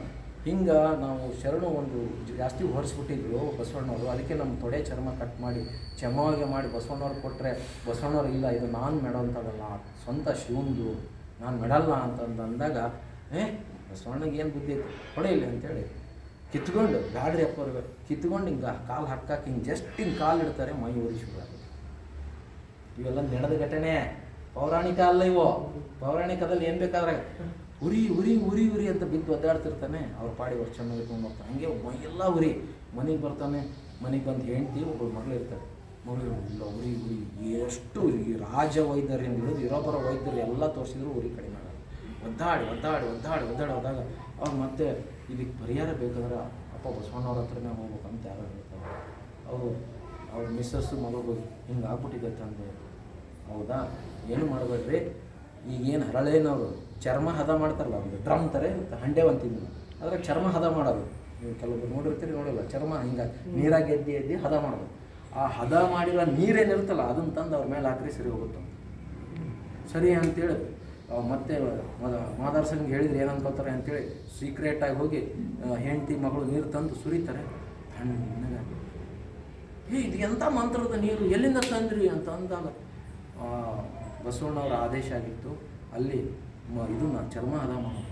ನಿಜ ಶರಣರು ಅಂಥವ್ರು ನೀನು ಮೆಟ್ಟಿದ್ದಾರೆ, ಅದು ಕರ್ಮ ಕಟ್ಕೊಂಡಿದ್ದಾರೆ, ಅದಕ್ಕೆ ಮೈ ಉರಿತಾ ಇದೆ. ಆ ಕರ್ಮ ಕಳಿಬೇಕಾದ್ರೆ ಹದ ಮಾಡಿರೋ ನೀರನ್ನೇ ಹಾಕಬೇಕು ಅಂತೇಳಿ ನೀರು ಹಾಕ್ಸ್ತಾ ಹೋಗಿ ನನಗೆ ಗೊತ್ತೇ ಇಲ್ಲ ನೀರು ಅಂತ. ಈಗ ಹೇಳಿದ್ರಲ್ಲ, ಶರಣರು ಸಾಮಾನ್ಯ ಇರ್ತಾರೆ, ಎಲ್ಲ ನಿಮ್ಮ ಮಕ್ಕಳ ಮಧ್ಯೆ ಎಲ್ಲರ ಮಧ್ಯೆ ಬದುಕಿರ್ತಾರೆ, ಅವ್ರು ಏನು ತೋರಿಸ್ಕೊಳ್ಳೋ ಅಂತ ಹೋಗಲ್ಲ, ಯಾಕಂದ್ರೆ ನಾನೊಂದು ಅಹಂಕಾರ ಇಟ್ಕೊಳ್ತಾವ, ಹಂಗೆ ಬದುಕಿರ್ತಾರೆ, ನಮ್ಗೆ ಗೊತ್ತೇ ಆಗಲಿಲ್ಲಲ್ಲ ಅಂಥೇಳಿ ಹೋಗಿ ತಪ್ಪಾಯಿತು ಅರಳಯ್ಯ, ನಾನು ಶರಣನಾಗ್ತೀನಿ ಅಂತೇಳಿ ಅವರು ಒಂದು ಲಿಂಗ ದೀಕ್ಷೆ ತಗೋತಾರೆ. ಅವಾಗ ಬಟ್ ನನಗೆ ಇದು ಪಶ್ಚಾತ್ತಾಪ ಆಗಬೇಕು, ನನಗೆ ಇನ್ನೂ ಅದು ಹೋಗಲ್ದು, ನನಗದು ಇನ್ನೂ ಅವ್ರಿಗೆ ತಪ್ಪು ಮಾಡಿದೆ ಅನ್ನೋ ಭಾವ ಹೋಗಲ್ದು. ಅದಕ್ಕೆ ನನ್ನ ಒಬ್ಬಳೇ ಮಗಳನ್ನು ಹರಳಯ್ಯನವ್ರ ಮಗನಿಗೆ ಕೊಡ್ತೀನಿ ನಾನು. ಹರಳಯ್ಯ ಯಾರೋ ಇವಲ್ಲ, ಸಮಗಾರ. ಇವ್ರು ಯಾರು? ಬ್ರಾಹ್ಮಣರಲ್ಲಿ ಉತ್ತಮ ಕುಲ, ವರ್ಣಾಶ್ರಮ ವ್ಯವಸ್ಥೆಯಲ್ಲಿ ಬ್ರಾಹ್ಮಣ ವರ್ಣ ಅಂದರೆ 4 ವರ್ಣ, ಕ್ಷತ್ರಿಯ, ವೈಶ್ಯ, ಶೂದ್ರ ಅಂತ ಇದಾವೆ. ಲಿಂಗಾಯತರು ಬ್ರಾಹ್ಮಣರಾಗಿ ಬರ್ತೀವೇನು? ಲಿಂಗಾಯತರಲ್ಲ, ಹಿಂದೂಗಳಲ್ಲಿ ಯಾರು ಕ್ಷತ್ರಿಯದಲ್ಲಿ ಬರ್ತೀವೇನು? ವೈಶ್ಯರಲ್ಲಿ ಬರ್ತೀವೇನು? ಶೂದ್ರರಲ್ಲಿ. ಮತ್ತು ವಿಚಾರ ಮಾಡಿದ್ರೆ ಇದೆಲ್ಲ ವ್ಯವಸ್ಥೆ ಬೇಕಂತ ನಮ್ಮನ್ನು ಹಳದಿ ಪಟ್ಟಿ ಹಾಕಿ, ಹಳದಿ ಕಾಮಲೆ ಕಣ್ಣಿಗೆ ಕಾಣೋದೆಲ್ಲ ಈಗ ನಮಗೆ ಬೇಕಂತ ಹಳದಿ ಪಟ್ಟಿ ಹಾಕಿ ಗೊತ್ತಾಗೋದು, ನಾವು ಏನೇನೋ ಮಾಡ್ಕೊಂಡು ಹೊಂಟೀವಿ. ನಮ್ಮದು ನಾವು ತಿಳ್ಕೋಬೇಕು, ಯಾರು ಲಿಂಗಾಯತರು ತಿಳ್ಕೊಂಡಾಗ ಏನೋ ಗೊತ್ತಾಗುತ್ತೆ. ಹಾಗೆ ನಾನು ಪಶ್ಚಾತ್ತಾಪ ಪಟ್ಕೋಬೇಕು ಅಂಥೇಳಿ ಅವರು ಲಿಂಗ ದೀಕ್ಷೆ ತೊಗೊಂಡು ಇಬ್ಬರು ಲಿಂಗಾಯತರೇ ಆಗಿರ್ತಾರೆ. ಆಗಲಿ ಅಂಥೇಳಿ ಇದು ಭಾಳ ಮೊದಲೇ ಕೊಂಡಿ ಮಂಚಣ್ಣ ಒಂದು ಸಂಪ್ರದಾಯವಾದಿ ಇರ್ತಾನೆ. ಅನುಭವ ಮಂಟಪಕ್ಕೆ ಹಿಂಗೆ ಇದೊಂದು ಅನುಭವ ಮಂಟಪ ಇರುತ್ತೆ. ಬಂದು ಎಲ್ಲರೂ ಕೂತ್ಕೋತಾರೆ. ಯಾರ್ಯಾರು? ಸಿದ್ದರಾಮೇಶ್ವರರು, ಶಿವಯೋಗಿ ಸಿದ್ದರಾಮೇಶ್ವರರು, ಶೂನ್ಯ ಪೀಠಾಧೀಶ ಅಲ್ಲಮ್ಮ ಪ್ರಭುದೇವರು. ಅವಾಗ ಅನುಭವ ಮಂಟಪ ಅಂತ ಮಾಡಿದ್ರು. ಅದ್ರ ಸ್ಪೀಕರ್ ಯಾರಿದ್ರು?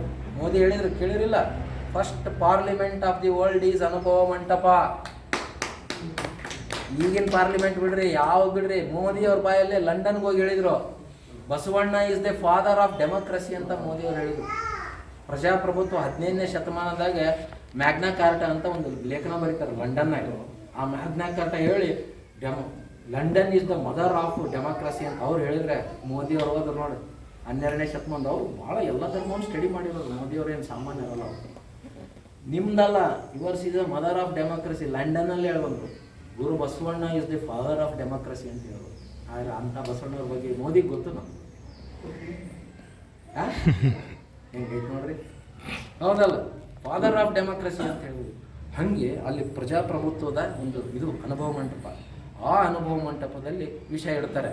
ಹಿಂಗೆ ಮತ್ತೆ ಮಾದರ್ಸನ ಮಗಳು ಕಲ್ಯಾಣಮ್ಮ, ಹೌದಲ್ರಿ, ಕಲ್ಯಾಣವತಿ, ಲಾವಣ್ಯವತಿ ಹೆಸರು.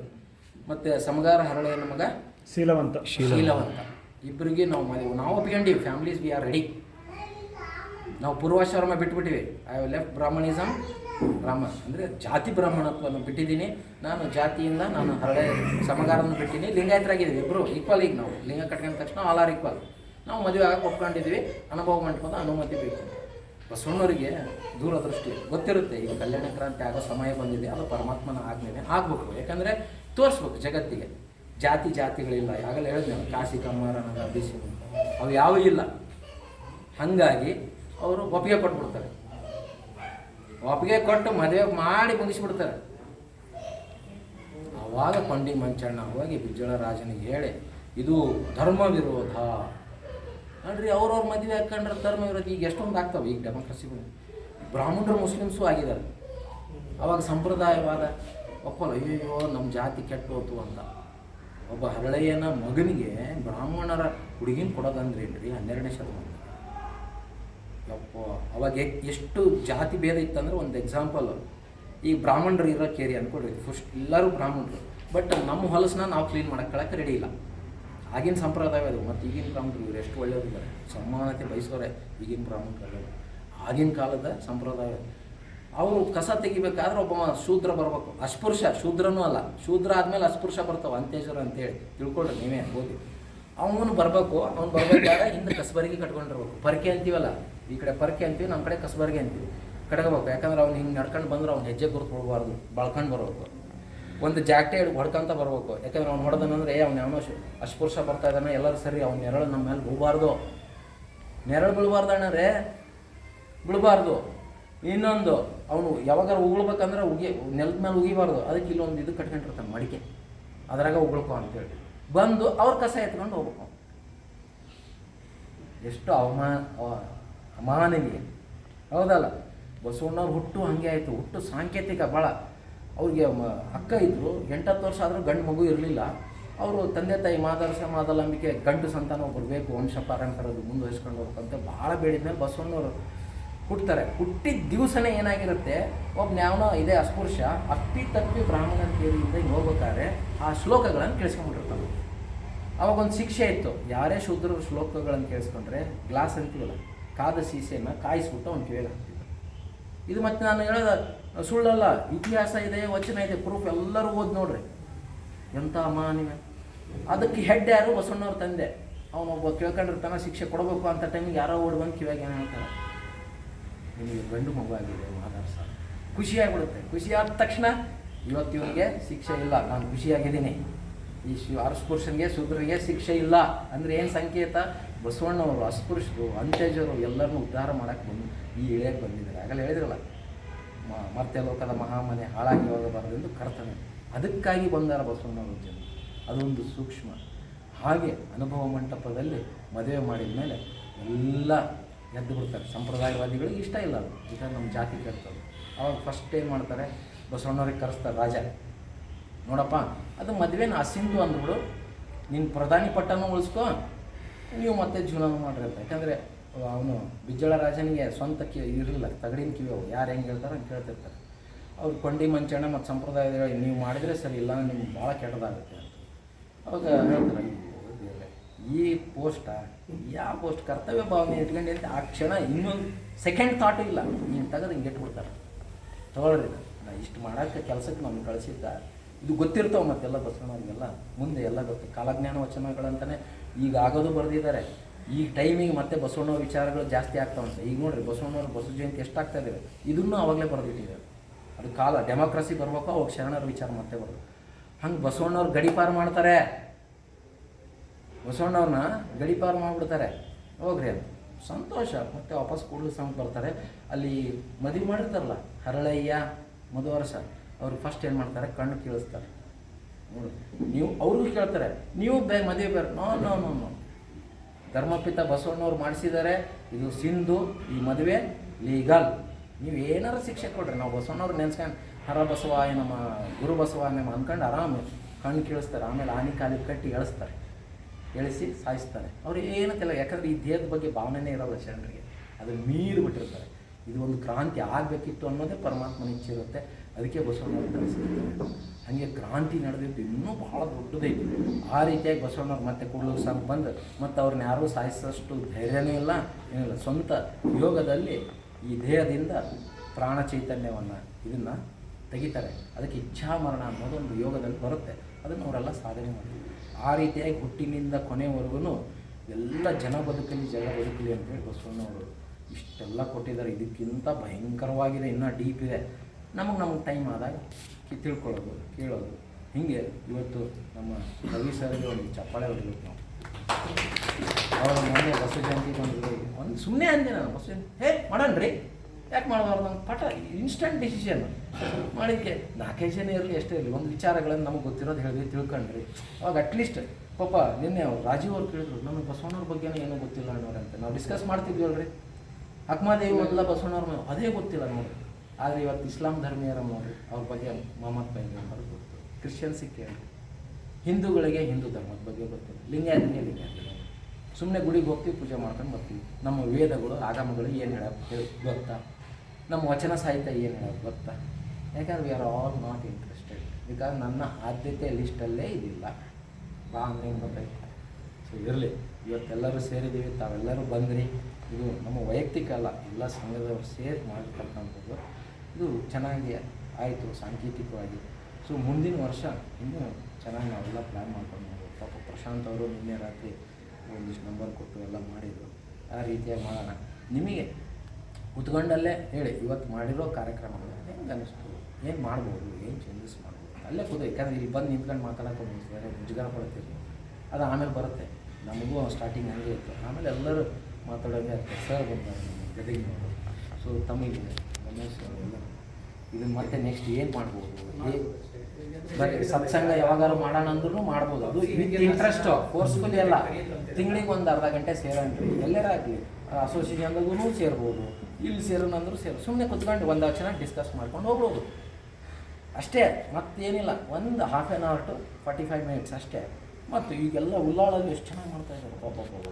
ಪಾರ್ಕಲ್ಲಿ ಬಸವಣ್ಣವ್ರ ಮೂರ್ತಿ ಸ್ಥಾಪನೆ ಮಾಡ್ಯಾರ, ಎಲ್ಲ ಸೇರಿ. ಮತ್ತು ಅಲ್ಲಿದು ಭಾಳ ದೊಡ್ಡ ಪವಾಡ, ಬ್ರಾಹ್ಮಣರು, ಲಿಂಗಾಯತರು ಮತ್ತು ಬೇರೆ ಗೌಡ್ರು ಎಲ್ಲರೂ ಸೇರಿ ಬಸವಣ್ಣವ್ರ ಮೂರ್ತಿ ಮಾಡ್ಯಾರ. ಯಾಕಂದ್ರೆ ಬಸವಣ್ಣವ್ರು ಏನು ಹೇಳೋದು, ಇವನಾರವ ನೆನೆಸದಿರಯ್ಯ, ಇವ ನಮ್ಮವ 3 ಸಲ ಯಾಕೆ ಹೇಳಿದ್ರು? ಜಾತಿ, ವರ್ಣ, ವರ್ಗ. ಜಾತಿಯಿಂದ ಭೇದ ಅನ್ಬೇಡ್ರಿ ಅವ್ರನ್ನ, ವರ್ಣ ಕಪ್ಪು ವರ್ಣ, ಬೇರೆ ಬೇರೆ ವರ್ಣ, ರೇಸ್ ಅಂತೀವಿ. ಮತ್ತು ವರ್ಗ, ನಾನು ಶ್ರೀಮಂತ ಬಡವ ಇವೆಲ್ಲ ಬೇಡ, ಎಲ್ಲರೂ ನಮ್ಮವರು ಅಂತ ಹೇಳ್ರಿ. ಏನಾಗ್ತಾ ಇದೆ ಅಂದರೆ ಈ ಬಸವಣ್ಣ ಹಿಡ್ಕೊಂಡು ಅಟ್ಯಾಚ್ಮೆಂಟ್ ಒಳಗಡೆ ಇದೆ. ಜನರಲ್ ಎಲ್ಲರಿಗೂ ಇದೆ. ವಿಜುವಲೈಸೇಷನ್ ನೋಡ್ತಾ ಇದ್ರೆ ಹಂಗಿದೆ, ಬಟ್ ಆ್ಯಕ್ಚುಲಿ ಹಂಗಿಲ್ಲ. ಅದು ವಾಸ್ತವಿಕವಾಗಿ ನೋಡಿದ್ರೆ ನೀವು ಹೇಳಿದ್ರಲ್ಲ, ಇವಾಗ ಏನು ಹೇಳಿದ್ರು, ಒಂದು ಪಕ್ಷಿ ಇನ್ನೊಂದು ಪಕ್ಷಿಗಳನ್ನ ಹೆಂಗೆ ತನ್ನ ಕಡೆ ಕರ್ಕೊಳತ್ತೆ, ಒಂದು ಒಳ್ಳೆ ವಿಚಾರಕ್ಕೋಸ್ಕರ ಆಗಲಿ, ಒಂದು ಏನೋ ವಿಷಯಕ್ಕಾಗಲಿ, ಆ ವಿಚಾರ ಆಗಬೇಕಿಲ್ಲ ಅಷ್ಟೇ. ಇಲ್ಲಾದರೂ ನಾವು ಯಾರೋ ಈ ಧರ್ಮ ಆ ಧರ್ಮ ಯಾರೋ ಬಸವಣ್ಣವರೇ ಅದನ್ನು ಇಲ್ಲಿ ಏನು ಅಂತಂದರೆ ಈ ಕಾರ್ಯಕ್ರಮ ಮಾಡೋದ್ರ ಜೊತೆಗೆ ನಾವೇನಾದರೂ ಇನ್ನೊಂದು ಇನಿಷಿಯೇಟಿವ್ ಮಾಡ್ಬೋದು. ಗಿಡವನ್ನು ನೆಡುವಂಥ ಕಾರ್ಯಕ್ರಮ ಆಗ್ಬೋದು, ಸ್ವಚ್ಛತಾ ಕಾರ್ಯಕ್ರಮ ಆಗ್ಬೋದು, ಅಥವಾ ಇನ್ನೊಂದು ಯಾವುದೇ ಕಾರ್ಯಕ್ರಮ, ಮತ್ತು ಪೂಜೆ ಅನ್ನೋದು ಒಂದು ಅದಕ್ಕೆ ಪಂಚಾಚಾರಗಳಲ್ಲಿ ವೃತ್ತಾಚಾರ ಅಂತ ಬರುತ್ತೆ. ವೃತ್ತಾಚಾರ ಅಂದ್ರೇನು? ನಮ್ಮ ಬಾಡಿ ತನು ಸೇವೆ ಮಾಡ್ಬೇಕು. ಸಮಾಜಕ್ಕಾಗಿ ಮನೆಗೆ ಮಾಡ್ತಿರ್ತೀವಿ, ಮನೆ ಕಸ ಈಗ ಅಣ್ಣವ್ರು ಹೇಳಿದ್ರಲ್ಲ, ಯಾವಾಗಾರ ವರ್ಷಕ್ಕೆ 1 ದಿವಸನೂ ಮಾಡ್ಬೋದು. ಸೇರ್ಕೊಂಡು ಮಾಡಿದ್ರಪ್ಪ ನಮ್ಮ ಲೇಔಟ್ ಅಲ್ಲಿ ಬರೀ ಅಸೋಸಿಯೇಷನ್ ಅವ್ರಿಗೆ ಬ್ಲೇಮ್ ಮಾಡಿದ್ರೆ ಹೆಂಗೆ? ನಮ್ಮ ಜವಾಬ್ದಾರಿ ಇಲ್ಲ.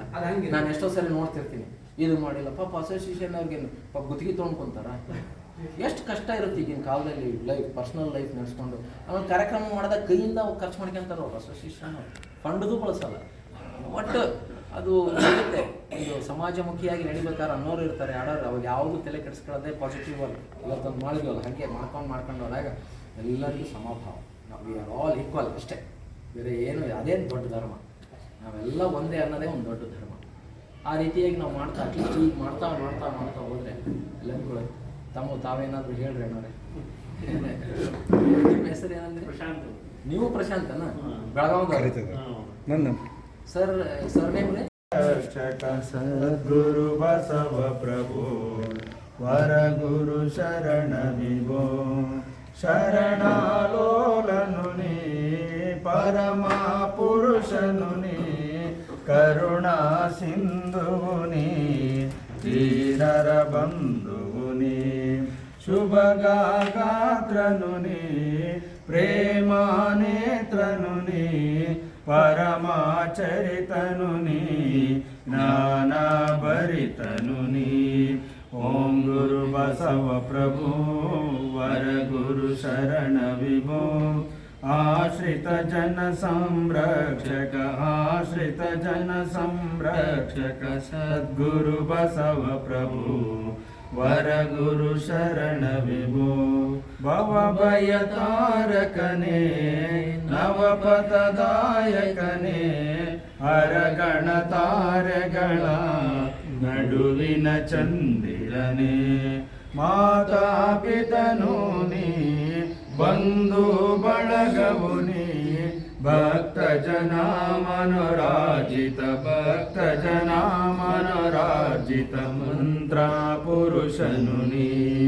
ಓಂ ಗುರು ಬಸವ ಪ್ರಭು ವರ ಗುರು ಶರಣ ವಿಭೋ ಆಶ್ರಿತ ಜನ ಸಂರಕ್ಷಕ ಆಶ್ರಿತ ಜನ ಸಂರಕ್ಷಕ ಸದ್ಗುರು ಬಸವ ಪ್ರಭು ವರ ಗುರು ಶರಣ ವಿಭೋ ಮೋಹಾರಹಿತನು ನೀ ಮಮತಾ ಸಹಿತನು ನೀ ಮಾಯಾ ದೂರಕನಿ ಮುಕುತಿಯ ದಾಯಕನಿ ಮನುಕುಲ ಜ್ಯೋತಿಯು ನೀ ಕ್ರಾಂತಿಯ ವೀರನು ನೀ ಶಾಂತಿಯ ವನలను ಹರಿಸಲು ಬಂದ ಸಚಿದಾನಂದ ಸುತನಿ. ಓಂ ಗುರು ಬಸವ ಪ್ರಭು ವರ ಗುರು ಶರಣ ವಿಭೋ ಆಶ್ರಿತ ಜನ ಸಂರಕ್ಷಕ ಆಶ್ರಿತ ಜನ ಸಂರಕ್ಷಕ ಸದ್ಗುರು ಬಸವ ಪ್ರಭು ವರ ಗುರು ಶರಣ ವಿಭೋ ಸದ್ಗುರು ಬಸವ ಪ್ರಭು ವರ ಗುರು ಶರಣ ವಿಭೋ. ಜಯ ಬಸವರಾಜ ಭಕ್ತ ಜನ ಸುರ ಪೂಜಾ ಜಯತು ಮಹಾಕಾರಣಿಕ ಲಿಂಗ ದೇವನ ಘನ ತೇಜ ಜಯತು ಕರುಣಾ ಸಿಂಧು ಭಜಕ ಜನ ಬಂಧು ಜಯ ಇಷ್ಟದಾಯಕ ರಕ್ಷಿಸು ಶ್ರೀ ಗುರು ಬಸವ ರಕ್ಷಿಸು ಶ್ರೀ ಗುರು ಬಸವ ರಕ್ಷಿಸು ಶ್ರೀ ಗುರು ಬಸವ. ಜೈ ಗುರು ಬಸವೇಶ ಹರ ಹರ ಮಹಾದೇವ. ವಿಶ್ವ ಗುರು ಬಸವೇಶ್ವರ ಮಹಾತ್ಮ ಕಿ ಜೈ. जगन्माता कमादेवी माता की जय. पूज्य श्री महाजगद्गुरु लिंगानंद स्वामी जी की जय. पूज्य श्री महाजगद्गुरु माते महादेवी माता की जय. सकल शरण संतों की जय. शरणु शरणार्थ ಶರಣು ಶರಣಾರ್ಥಿ. सर्वर्ग शरणु शरण. ಈಗ ಅವಳು